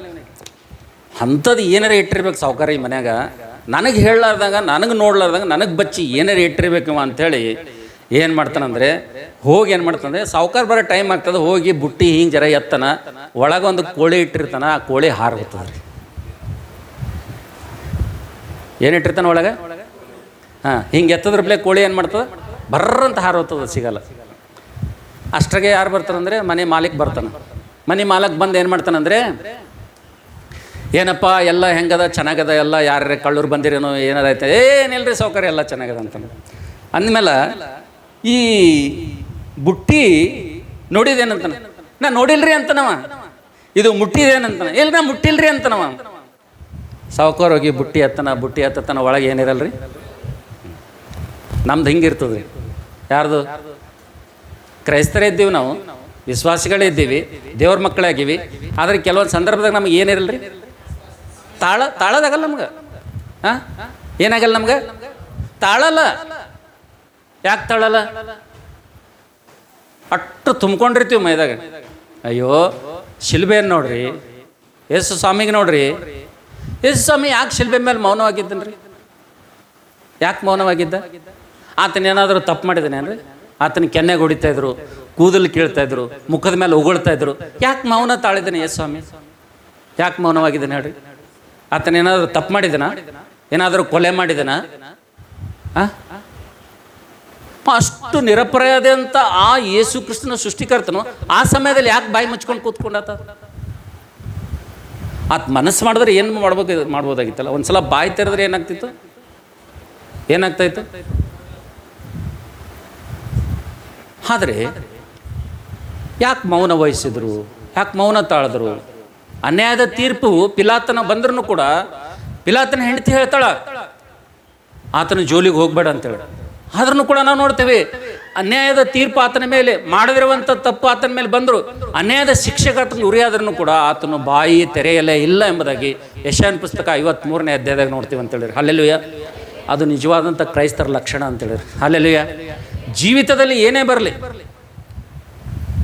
ಬದುಕಿನಲ್ಲಿ ಏನೇ ಬರಲಿ, ಆದರೆ ಕೆಲವೊಂದು ಸಂದರ್ಭಗಳಲ್ಲಿ ನಾವು ಏನು ಮಾಡ್ಬೇಕಂದ್ರೆ ನಮ್ಮ ಬಾಯಿ ಎಲ್ಲಿ ಮುಚ್ಕೊಂಡಿರ್ಬೇಕಲ್ಲ, ಏನು ಮಾಡ್ಬೇಕ್ರಿ? ಬಾಯಿ ಏನು ಮಾಡಬೇಕು? ಮುಚ್ಕೊಂಡಿರ್ಬೇಕು ನಾವು. ನನ್ನ ಪ್ರೀತಿ ದೇವ್ರ ಮಕ್ಕಳೇ, ನಾವು ಆದಿಕಾಂಡ 26ನೇ ಅಧ್ಯಾಯಕ್ಕೆ ಬರುವಂಥ ಸಂದರ್ಭದಲ್ಲಿ ಈಸಾಕನ ಜೀವಿತ, ಈಸಾಕನ ಬದುಕು ನೋಡುವಂಥ ಸಂದರ್ಭದಲ್ಲಿ ಆತನು ದೇವರಿಗೋಸ್ಕರವಾಗಿ ಒಂದು ಬಲಿಪೀಠವನ್ನು ಕಟ್ಟಿದನು. ಆ ಬಲಿಪೀಠ ಯಾವುದಪ್ಪ ಅಂತಂದರೆ ಅದು ವಿಧೇಯತೆಯ ಬಲಿಪೀಠ ಎಂಬುದಾಗಿ ದೇವರ ವಾಕ್ಯದಲ್ಲಿ ನೋಡ್ತೀವಿ ಅಂತೇಳಿ. ಹಲ್ಲೆಲೂಯಾ. ನನ್ನ ಪ್ರೀತಿ ದೇವ್ರ ಮಕ್ಕಳೇ, ಅನೇಕರ ಕುಟುಂಬದಲ್ಲಿ ಬಲಿಪೀಠ ಬಿದ್ದು ಹೋಗಿದೆ. ಅನೇಕರ ಕುಟುಂಬದಲ್ಲಿ ಬಲಿಪೀಠ ಅಂತಕ್ಕಂಥದ್ದು ಬಿದ್ದು ಹೋಗಿದೆ, ಗೊತ್ತೇ ಇಲ್ಲ ಎಷ್ಟೋ ಜನರಿಗೆ. ಅದಕ್ಕೋಸ್ಕರಾಗಿ ನೀವೆಷ್ಟೇ ಪ್ರಾರ್ಥನೆ ಮಾಡಿದ್ರು, ಎಷ್ಟೇ ಕಿರಿಚಿದ್ರು, ಎಷ್ಟೇ ಕೂಗಿದ್ರು ಕೂಡ ಸ್ವಲ್ಪ ಸ್ಯಾಟಿಸ್ಫ್ಯಾಕ್ಷನ್ ಇರ್ತದೆ ನಿಮಗೆ. ನಾನು ಪ್ರಾರ್ಥನೆ ಮಾಡ್ತೀನಿ, ನಾನು ಭಕ್ತಿವಂತನ ಅನ್ನೋದು ಇದೇ ಇರ್ತದೆ ನಿಮ್ಮ ತಲೆಗೆ, ಹೊರತಾಗಿ ದೇವರು ನಿಮ್ಮ ಪ್ರಾರ್ಥನೆ ಕೇಳಂಗಿಲ್ಲ ಅಂತೇಳಿ. ಹಲ್ಲೆಲೂಯಾ. ದೇವರು ಖಂಡಿತವಾಗಿ ಪ್ರಾರ್ಥನೆ ಕೇಳೋದಿಲ್ಲ, ದೇವರ ಆಶೀರ್ವಾದ ಮಾಡೋದಿಲ್ಲ ಎಂಬುದಾಗಿ ದೇವರ ವಾಕ್ಯದಲ್ಲಿ ನೋಡ್ತೀವಿ ಅಂತೇಳಿ. ಹಲ್ಲೆಲೂಯಾ. ಅದಕ್ಕೋಸ್ಕರಾಗಿ ನನ್ನ ಪ್ರೀತಿಯ ದೇವ್ರ ಮಕ್ಕಳೇ, ನಾನು ನೀನು ದೇವರು ನನಗೂ ನಿನಗೂ ಕಟ್ಟೋದಕ್ಕೋಸ್ಕರ ಬಿಟ್ಟಂಥ 4 ಬಲಿಪೀಠಗಳಲ್ಲಿ ಮೂರನೇ ಬಲಿಪೀಠ ಯಾವುದಪ್ಪ ಅಂತಂದರೆ ಇಸಾಕನ ಕಟ್ಟಿದ್ದಾನೆ, ಅದು ವಿಧೇಯತೆ ಬಲಿಪೀಠ ಎಂಬುದು ನೋಡ್ತೇವೆ. ಈ ವಿಧೇಯತೆ ಬಲಿಪೀಠ ನಮಗೆ ಇಲ್ಲಿ ಯಾಕೆ ಇರಬೇಕಂದ್ರೆ, ನಾವು ಯಾಕೆ ಕಟ್ಕೋಬೇಕಂದ್ರೆ, ಇದು ನಮ್ಮ ಜೀವಿತದ ಕುಟುಂಬದಾಗ ಯಾಕೆ ಇರಬೇಕಂದ್ರೆ, ಈ ಲೋಕದಾಗ ಜನ ಎಷ್ಟು ನನಗೆ ಹೊಟ್ಟೆ ಕಿಚ್ಚು ಪಡ್ತಾರಲ್ರಿ, ಅಷ್ಟು ಡಬಲ್ ಆಶೀರ್ವಾದ ದೇವ್ರು ನನಗೆ ಕೊಡೋದಕ್ಕಾಗಿ ಅದು ಮಾಡಿರ್ತಾರೆ. ಅಲ್ಲಿ ಈ ಇಸಾಕನಿಗೆ ಹೊಟ್ಟೆ ಕಿಚ್ಚು ಪಟ್ಟರು, ಗಲಾಟೆ ಮಾಡಿದ್ರು, ಜಗಳ ಮಾಡಿದ್ರು. ಯಾಕೆ ಮಾಡಿದ್ರು? ಅದರಿಂದ ಏನಿತ್ತು ಅದರಿಂದ? ಫಿಲಿಸ್ಟಿಯರ ಸರ್ದಾರರು ಬಂದರು ಆತನ ಹತ್ರ, ಫಿಲಿಸ್ಟಿಯ ದೇಶದ ರಾಜನ ಬಂದರು ಆತನ ಹತ್ರ. ಏನಂದ್ರು? ನಿಶ್ಚಯವಾಗಿ ಯೆಹೋವನು ದೇವರು ನಿನ್ನ ಸಂಗಡ ಇದ್ದಾನಂತೇಳಿ ನಮ್ಗೆ ಗೊತ್ತಾಯ್ತು ಎಂಬುದಾಗಿ ಅವರು ಪಶ್ಚಾತ್ತಾಪಪಟ್ಟು ಸಂಧಾನದ ಒಡಂಬಡಿಕೆ ಮಾಡ್ಕೊಳ್ಳೋದಕ್ಕೋಸ್ಕರ ಬಂದರು. ಇವತ್ತು ನಮ್ಮ ಜೀವಿತದಲ್ಲಿ ಯಾರಾದರೂ ಬರ್ತಾರೆ, ನಿಜವಾಗಿ ದೇವ್ರು ನಿಮ್ಮ ಜೊತೆ ಇದ್ದಾನ್ರಿ, ನಿಜವಾಗಿ ದೇವ್ರು ನಿಮ್ಮೊಟ್ಟಿಗೆ ಇದ್ದಾನ್ರಿ ಅಂತ ಹೇಳ್ತಾರೆ ಯಾರಾದ್ರೂ ನಮ್ಮನ್ನು ನೋಡಿದಂಥವ್ರು? ನಮ್ಮ ಬಾಯಿ, ನಮ್ಮ ನಡೆ, ನಮ್ಮ ನುಡಿ ನೋಡಿದಂಥ ಪ್ರವರ್ತನೆ ನೋಡಿದಂಥವ್ರು ಹೇಳ್ತಾರೆ ಇವ್ರು ದೇವ್ರ ಮಕ್ಕಳು ಅಂತ ಹೇಳ್ತಾರೆ. ಸಾಕ್ಷಿ ಅನ್ನೋದು ಹಾಳು ಮಾಡಿಬಿಟ್ರೆ ಅನೇಕ ಕ್ರೈಸ್ತರು ಈ ಪ್ರಾಂತದಲ್ಲಿ. ಒಂದು ಕಣ್ಣಿಗೆ ಕಂಟ್ರೋಲ್ ಇಲ್ಲ, ಒಂದು ಬಾಯಿಗೆ ಕಂಟ್ರೋಲ್ ಇಲ್ಲ, ಯಾವುದಕ್ಕೂ ಒಂದು ಸ್ವಾಧೀನತೆ ಅಂತಕ್ಕಂಥದ್ದಿಲ್ಲ. ಜೀವಿತದಲ್ಲಿ ದೇವರಿಗೆ ಒಂದು ಕಮಿಟ್ಮೆಂಟ್ ಇಲ್ಲ. ನಾವು ಯಾರು, ಎಂಥವರು, ದೇವರು ನಮಗೆ ಯಾಕೆ ಕರೆದಿದ್ದಾನೆ, ಇಂಥ ಒಂದು ಸ್ಥಳದಲ್ಲಿ ಸೈತಾನನ್ನು ಆಡಳಿತಿರುವಂಥ ಈ ಪ್ರಾಂತದಲ್ಲಿ ದೇವರು ನಮ್ಮನ್ನು ಯಾಕೆ ಇಟ್ಟಿದ್ದಾನೆ ಅಂತಕ್ಕಂಥ ಒಂದು ಸಣ್ಣ ಎಳ್ಳು ಕಾರಣಷ್ಟು ನಾಲೆಜ್ ಕೂಡ ಇಲ್ಲ ಅನೇಕ ಕ್ರೈಸ್ತರಿಗೆ. ಸಣ್ಣ ಸಣ್ಣ ವಿಷಯಗಳಿಗಾಗಿ ಗಾಳಿಗೆ ತೂರು ಬಿಡ್ತಾರೆ, ಬಾಯಿ ನಾಲಿಗೆ ಹರಿದು. ಪ್ರೀತಿ ಸಹೋದರನೇ, ಪ್ರೀತಿ ಸಹೋದರಿ, ನನಗೂ ನಿನಗೂ ಕಟ್ಟಬೇಕೆಂಬುದಾಗಿ 4 ಕಂಬಗಳು, 4 ಸ್ತಂಭಗಳು, 4 ಬಲಿಪೀಠಗಳು ದೇವ್ರ ಉದ್ದೇಶಪೂರ್ವಕವಾಗಿ ಬಿಟ್ಟಿದ್ದಾನೆ. ಇವು ಕಟ್ಕೊಂಡೇ ನೀವು ಆಶೀರ್ವಾದ ತಗೋಬೇಕೆಂಬುದಾಗಿ ದೇವ್ರು ಬಿಟ್ಟಿದ್ದಾನೆ. ಅದಕ್ಕೋಸ್ಕರಾಗಿ ನನಗೂ ನಿನಗೂ ಆಶೀರ್ವಾದ ಮಾಡೋದಕ್ಕೋಸ್ಕರಾಗಿ 4 ಬಲಿಪೀಠಗಳಲ್ಲಿ 3ನೇ ಬಲಿಪೀಠ ಯಾವುದೆಂಬುದಾಗಿ ದೇವರ ವಾಕ್ಯ ನೋಡ್ತಾ ಸಂದರ್ಭದಲ್ಲಿ ಆದಿಕಾಂಡ 26ನೇ ಅಧ್ಯಾಯ 25ನೇ ವಚನದಲ್ಲಿ ವಿಧೇಯತೆ ಅಂತಕ್ಕಂಥ ಬಲಿಪೀಠ ನಿನ್ನ ಹತ್ರ ಇದೆಯಾ? ಅದು ಬಲಿಪೀಠ ನಿನ್ನ ಜೀವಿತದಲ್ಲಿ, ನಿನ್ನ ಕುಟುಂಬದಲ್ಲಿ ಇಂಥ ಬಲಿಪೀಠ ಇದೆನಾ? ಅಥವಾ ಬಿದ್ದು ಹೋಗಿದೆ? ಒಂದ್ಸಲ ಪಶ್ಚಾತ್ತಾಪ ಪಡು. ನಿನ್ನ ಜೀವಿತದಲ್ಲಿ ಬಲಿಪೀಠ ಇಲ್ಲ ಅಂತಂದರೆ ಪಶ್ಚಾತ್ತಾಪ ಪಡು, ಪ್ರಾರ್ಥನೆ ಮಾಡು, ದೇವರ ಸನ್ನಿಧಿಗೆ ಹೋಗಿ ಮೊರೆ ಇಡು, ದೇವರಿಗೆ ಕ್ಷಮಾಪಣೆಯನ್ನು ಕೇಳು. ದೇವರೇ, ನಿನ್ನ ಕರೆದಂಥ ಉದ್ದೇಶ ಏನು, ನಿನಗೆ ಆರಿಸ್ಕೊಂಡಂಥ ಉದ್ದೇಶ ಏನು, ನನ್ನ ಜೀವಿಸುವಂಥ ಜೀವಿತ ಏನಿದು? ಅಯ್ಯ, ನನ್ನನ್ನು ಕ್ಷಮಿಸು, ನನ್ನಲ್ಲಿ ವಿಧೇಯತೆ ಇಲ್ಲ. ದೇವರೇ, ಹೌದು ಸ್ವಾಮಿ, ನನ್ನಲ್ಲಿ ನಮ್ರತೆ ಇಲ್ಲ. ಓ ದೇವರೇ, ನನ್ನಲ್ಲಿ ತಾಳಿಕೊಳ್ಳುವಂಥ ಸ್ವಭಾವ ಇಲ್ಲ.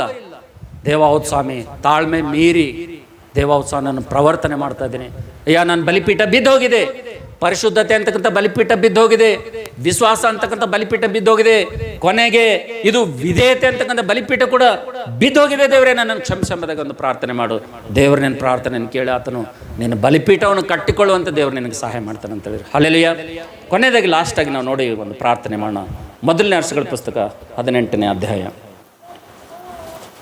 ಮೊದಲನೇ ಅರಸುಗಳ ಪುಸ್ತಕ 18ನೇ ಅಧ್ಯಾಯ ತಿರುಗಿರಿಸಿರಿ. ಒಂದು ಬಲಿಪೀಠವನ್ನು ನೋಡಿ ನಾವೆಲ್ಲರೂ ಕೂಡ 4ನೇ ಬಲಿಪೀಠ, ದೇವರು ನಿನ್ನನ್ನು ಆಶೀರ್ವಾದ ಮಾಡೋದಕ್ಕೋಸ್ಕರವಾಗಿ ನಿನಗೂ ಕಟ್ಟೋದಕ್ಕೋಸ್ಕರ ಬಿಟ್ಟಂಥ 4 ಬಲಿಪೀಠಗಳಲ್ಲಿ 4ನೇ ಬಲಿಪೀಠ ಯಾವುದೆಂಬುದಾಗಿ ದೇವರ ವಾಕ್ಯದಲ್ಲಿ ನೋಡುವ ಸಂದರ್ಭದಲ್ಲಿ ದಯವಿಟ್ಟು ಯಾರಾದರೂ ಮೊದಲನೇ ಅರಸುಗಳ ಪುಸ್ತಕ 18ನೇ ಅಧ್ಯಾಯ ದಯವಿಟ್ಟು ಓದ್ತೀರಾ ಯಾರಾದರೂ?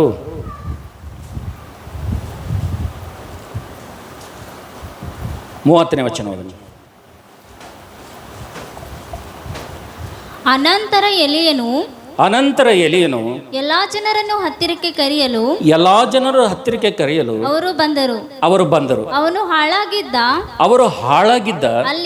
ಅಲ್ಲಿನ ಯಜ್ಞವೇದಿಯನ್ನು ತಿರುಗಿ ಕಟ್ಟಿಸಿದನು. ಹಲ್ಲೆಲೂಯಾ. ನಾವು ನೋಡ್ತೇವೆ ಮೊದಲನೇ ಅರಸುಗಳ ಪುಸ್ತಕ 18ನೇ ಅಧ್ಯಾಯ 30ನೇ ವಚನದಲ್ಲಿ ಅಲ್ಲಿದ್ದಂಥ ಎಲ್ಲ ಜನರನ್ನು, ಎಲ್ಲ ಇಸ್ರಾಯೇಲರನ್ನು ಎಲೀಯನು ಹತ್ತಿರಕ್ಕೆ ಕರೆದು ಆತನು ಏನು ಮಾಡಿದನಪ್ಪ ಅಂತಂದರೆ, ಹಾಳಾಗಿ ಹೋದಂಥ, ಬಿದ್ದು ಹೋಗಿರುವಂಥ ಯಜ್ಞವೇದಿಯನ್ನು, ಬಲಿಪೀಠವನ್ನು ಎಲೀಯನು ಕಟ್ಟಿದನೆಂಬುದಾಗಿ ದೇವರ ವಾಕ್ಯದಲ್ಲಿ ನೋಡ್ತೇವೆ ಅಂತ ಹೇಳಿದ್ರು. ಹಲ್ಲೆಲೂಯಾ. ನಾವು ನೋಡ್ತೇವೆ ನನ್ನ ಪ್ರೀತಿ ದೇವರ ಮಕ್ಕಳೇ, ಅಲ್ಲಿ ಬಲಿಪೀಠ ಅಂತಕ್ಕಂಥದ್ದು ಬಿದ್ದು ಹೋಗಿದೆ, ಬಲಿಪೀಠ ಹಾಳಾಗೋಗಿದೆ. ಆದರೆ ಇವ್ರಿಗೆ ಏನಿಲ್ಲ ಅಂದರೆ ಗೊತ್ತೇ ಇಲ್ಲ. ಇವ್ರಿಗೆ ಏನು ಗೊತ್ತಿಲ್ಲ? ನಮ್ಮ ಬಲಿಪೀಠ ಬಿದ್ದೋಗಿದೆ, ನಮ್ಮ ಬಲಿಪೀಠ ಹಾಳಾಗಿದೆ, ನಮ್ಮ ಬಲಿಪೀಠ ಕೆಳಲ್ಪಟ್ಟಿದೆ ಅಂತೇಳಿ ಇವ್ರಿಗೆ ಏನಿಲ್ಲ, ಇಸ್ರಾಯೇಲರಿಗೆ ಗೊತ್ತೇ ಇಲ್ಲ. ಯಾರಿಗೆ ಗೊತ್ತದಂದರೆ ಎಲೀಯನಿಗೆ ಗೊತ್ತದಂತೇಳಿ. ಎಲೀಯನಿಗೆ ಗೊತ್ತಿದ್ದರಿಂದ ನಾವು ನೋಡ್ತೇವೆ ಇವತ್ತು ಎಲ್ಲರೂ ಕೂಡ ಬಾಳನು ದೇವರೆಂಬುದಾಗಿ, ಯೆಹೋವನ ಭಕ್ತರು ಕೂಡ ಬಾಳನ ಒಂದು ಭಕ್ತರಾಗಿ ಅವರು ಹಿಂಬಾಲಿಸುವಂಥ ಸಂದರ್ಭದಲ್ಲಿ ಎಲೀಯನು ಬಂದು ಯಾಕೆ ಅವ್ರನ್ನ ಈ ರೀತಿಗೆ ಬಲಪಡಿಸ್ತಾನಪ್ಪ ಅಂತಂದರೆ, ನಾವು ನೋಡ್ತೇವೆ ಅಲ್ಲೊಂದು ಸವಾಲನ್ನು ಹಾಕ್ತಾನೆ. ಬಾಳನು ದೇವರಾಗಿದ್ದರೆ, ಯೆಹೋವನ ದೇವರಾಗಿದ್ದರೆ, ಇವತ್ತು ಯಾವ ದೇವರು ನಿಜವಾದಂಥ ದೇವರು, ಆ ದೇವರ ಪ್ರಾರ್ಥನೆಯನ್ನು ಕೇಳಲಿ ಎಂಬುದಾಗಿ ಜನರ ಮುಂದೆ ಒಂದು ಸವಾಲನ್ನು ಹಾಕಿದಂಥ ಸಂದರ್ಭದಲ್ಲಿ ನಾವು ನೋಡ್ತೇವೆ ನನ್ನ ಪ್ರೀತಿ ದೇವರ ಮಕ್ಕಳೇ, ಇಸ್ರಾಯೇಲ್ ಜನರು ಎಷ್ಟು ದುರಾವಸ್ಥೆಯಲ್ಲಿ ಇದ್ದಿದ್ದರಪ್ಪ ಅಂತಂದರೆ, ಅವರು ಸತ್ಯದೇವರನ್ನು ಬಿಟ್ಟು, ಸೃಷ್ಟಿಕರ್ತನನ್ನು ಬಿಟ್ಟು, ಯೆಹೋವ ದೇವರನ್ನು ಬಿಟ್ಟು, ತಮ್ಮ ನಿರ್ಮಾಣಿಕನನ್ನು ಬಿಟ್ಟು ಇವತ್ತು ಅವರು ವಿಗ್ರಹಾಧಿಕಾರಿಗೆ ಬಾಳನನ್ನು ಹಿಂಬಾಲಿಸಿ ಎಷ್ಟು ಭ್ರಷ್ಟ ಜೀವಿತ ಜೀವಿಸ್ತಾ ಇದ್ರಪ್ಪ ಅಂದರೆ ಅವ್ರ ಜೀವಿತದಲ್ಲಿ ಆಶೀರ್ವಾದ ಅಂತಕ್ಕಂಥದ್ದು ಇರಲಿಲ್ಲ. ಕಾರಣ ಏನಪ್ಪ ಅಂತಂದರೆ ಅಲ್ಲಿ ಪ್ರಾರ್ಥನೆ ಅಂತಕ್ಕಂಥ ಬಲಿಪೀಠ ಸಂಪೂರ್ಣವಾಗಿ ಬಿದ್ದು ಹೋಗಿತ್ತು ಅಂತೇಳಿ ಅವ್ರ ಜೀವಿತದಲ್ಲಿ ಬಲಿಪೀಠ ಅಂತಕ್ಕಂಥದ್ದು ಹಾಳಾಗಿ ಹೋಗಿತ್ತು. ಒಂದು ಪ್ರಾರ್ಥನೆ ಇರಲಿಲ್ಲ, ಒಂದು ಆರಾಧನೆ ಇರಲಿಲ್ಲ, ಒಂದು ಭಯ ಇರಲಿಲ್ಲ, ಒಂದು ಭಕ್ತಿ ಇರಲಿಲ್ಲ, ದೇವರ ವಿಷಯದಲ್ಲಿ ಒಂದು ಗೌರವ ಅಂತಕ್ಕಂಥದ್ದು ಅವರಿಗೆ ಇರಲಿಲ್ಲ. ಸಂಪೂರ್ಣವಾಗಿ ಆ ಬಲಿಪೀಠ ಬಿದ್ದು ಹೋಗಿತ್ತು. ಯಾವಾಗ ಎಲಿಯನು ಇದನ್ನು ನೋಡ್ತಾನೋ, ನೋಡಿ ಏನು ಮಾಡ್ತಾನಂದರೆ ಇಸ್ರಾಯೇಲರ ಜೀವಿತವನ್ನು ಪುನರ್ಜೀವನಗೊಳಿಸಬೇಕು, ಇಸ್ರಾಯೇಲರನ್ನು ತಿರುಗಿ ದೇವರ ಕಡೆ ತರಬೇಕೆಂಬುದಾಗಿ ನಾವು ನೋಡ್ತೇವೆ. ಬಾಳನ ಒಂದು ಭಕ್ತರ ಎದುರುಗಡೆ ಆತ ಒಂದು ಸವಾಲನ್ನು ಹಾಕ್ತಾನೆ. ನಿಜವಾಗಿ ನಿಮ್ಮ ಬಾಳನು ಒಂದು ವೇಳೆ ದೇವರಾಗಿದ್ದರೆ ಇವತ್ತು ನಿಮ್ಮ ಪ್ರಾರ್ಥನೆ ಕೇಳಲಿ. ಯೆಹೋವನು ದೇವರಾಗಿದ್ದರೆ ಆತನು ನಮ್ಮ ಪ್ರಾರ್ಥನೆಯನ್ನು ಕೇಳಿ. ಇವತ್ತು ಯಾರು ಪ್ರಾರ್ಥನೆ ದೇವರು ಕೇಳ್ತಾನೆ ನೋಡೋಣ ಎಂಬುದಾಗಿ ಸವಾಲು ಹಾಕಿದಂಥ ಸಂದರ್ಭದಲ್ಲಿ ಮೊದಲು ಪ್ರಾರ್ಥನೆ ಮಾಡೋದಕ್ಕೋಸ್ಕರಿಗೆ ಬಾಳನ ಭಕ್ತರಿಗೆ ಆತನ ಅವಕಾಶ ಕೊಡ್ತಾನೆ ರೀ. ಬಾಳನ ಭಕ್ತರಿಗೆ ಪ್ರಾರ್ಥನೆ ಮಾಡೋದಕ್ಕಾಗಿ ಅವಕಾಶ ಕೊಟ್ಟಂಥ ಸಂದರ್ಭದಲ್ಲಿ ಅವರು ಬೆಳಗ್ಗೆಯಿಂದ ಮಧ್ಯಾಹ್ನ ತನಕ ಅವರು ಪ್ರಾರ್ಥನೆ ಮಾಡ್ತಾರೆ. ಅವರು ಕೂಗ್ತಾರೆ, ಕಿರಿಸ್ತಾರೆ, ಕುಣಿದಾಡ್ತಾರೆ. ಕೊನೆಗೆ ಅವರ ಒಂದು ಮರೆಯನ್ನು ಕೇಳಲಾರದಂಥ ಬಾಳನಿಗಾಗಿ ಅವ್ರ ಮೈ ಮೇಲೆ ಗಾಯಗಳನ್ನು ಕೂಡ ಮಾಡ್ಕೊಳ್ತಾರೆ. ಅವ್ರ ಮೈ ಮೇಲೆ ಗಾಯ ಮಾಡ್ಕೊಂಡು ರಕ್ತ ಸೋರಿಸನ್ನು ಕೂಡ ಅವರು ನಂಬಿರುವಂಥ, ಅವರು ಆರಾಧಿಸುವಂಥ ದೇವರು ಅವರ ಪ್ರಾರ್ಥನೆ ಅಂತಕ್ಕಂಥದ್ದು ಕೇಳುವುದಿಲ್ಲ ಅಂತ ಹೇಳಿರಿ. ಹಲ್ಲೆಲೂಯಾ. ಕೊನೆಗೆ ಎಲಿಯನು ಬಂದು ಅವ್ರ ಪರಿಸ್ಥಿತಿ ನೋಡಿ ಹೇಳ್ತಾನೆ, ನಿಮ್ಮ ದೇವರೇ ನಿಜವಾದಂಥ ದೇವರಲ್ವಾ? ಆತನ ಎಲ್ಲೋ ಧ್ಯಾನದಲ್ಲಿರ್ಬೋದು, ಎಲ್ಲೋ ಪರವಶದಲ್ಲಿರ್ಬೋದು, ನೀವು ಇನ್ನೂ ಕೂಡ ಹೆಚ್ಚಾಗಿ ಕೂಗ್ರಿ, ಹೆಚ್ಚಾಗಿ ಪ್ರಾರ್ಥನೆ ಮಾಡ್ರಿ ಎಂಬುದಾಗಿ ಎಲಿಯನು ಅವ್ರಿಗೆ ಹೇಳುವಂಥ ಸಂದರ್ಭದಲ್ಲಿ ಮತ್ತಷ್ಟು ಅವರು ಕಿರಿಚಿದ್ರು, ಮತ್ತಷ್ಟು ಕೂಗಿದ್ರು, ಮತ್ತಷ್ಟು ರಕ್ತ ಸೋರುವಷ್ಟು ತಮಗೆ ತಾವು ಗಾಯ ಮಾಡಿಕೊಂಡ್ರು. ಯಾವ ಉತ್ತರ ಕೂಡ ಅವರಿಗೆ. ಯಾಕಪ್ಪ ಅಂತಂದರೆ ಅವ್ರ ಜೀವಿತದಲ್ಲಿ ನಿಜವಾದಂಥ ದೇವರಿಲ್ಲ ಮತ್ತು ಬಲಿಪೀಠ ಅಂತಕ್ಕಂಥದ್ದು ಇರಲಿಲ್ಲ ಅಂತೇಳಿ. ಹಲ್ಲೆಲೂಯಾ.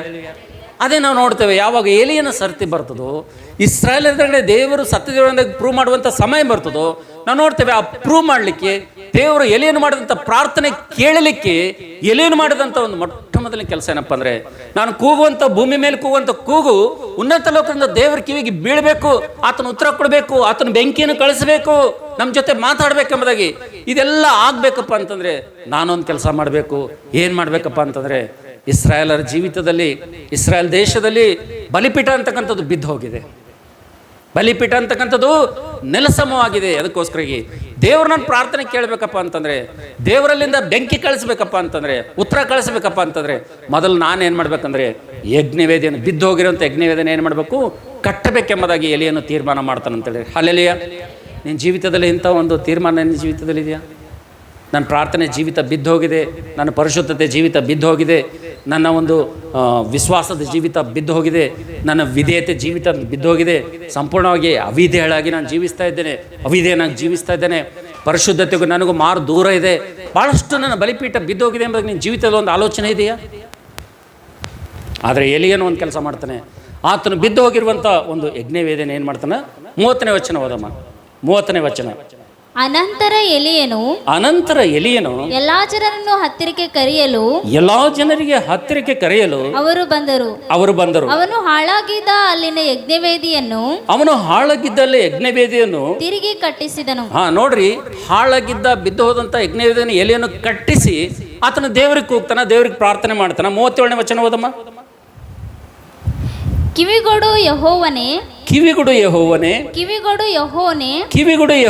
ನೀನೊಬ್ಬನೇ ದೇವರು, ಈ ಜನರ ಮನಸ್ಸನ್ನು ನಿನ್ನ ಕಡೆಗೆ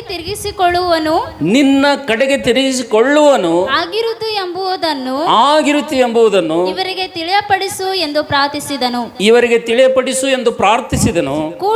ಕೂಡಲೇ ಯೆಹೋವನ ಕಡೆಯಿಂದ ಬೆಂಕಿಯು ಬಿದ್ದು ಯಜ್ಞ ಮಾಂಸವನ್ನು ಕಟ್ಟಿಗೆ ಕಲ್ಲು ಮಣ್ಣುಗಳನ್ನು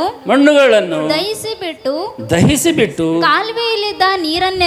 ಕಾಲುವೆಯಲ್ಲಿದ್ದ ನೀರನ್ನೆಲ್ಲ ಹೀರಿಬಿಟ್ಟಿತು. ಜನರೆಲ್ಲರೂ ಅದನ್ನು ಕಂಡು ಬೋರಲ ಬಿದ್ದು ಯೆಹೋವನೇ ದೇವರು ಎಂದು ಕೂಗಿದರು. ಹಲ್ಲೆಲೂಯಾ.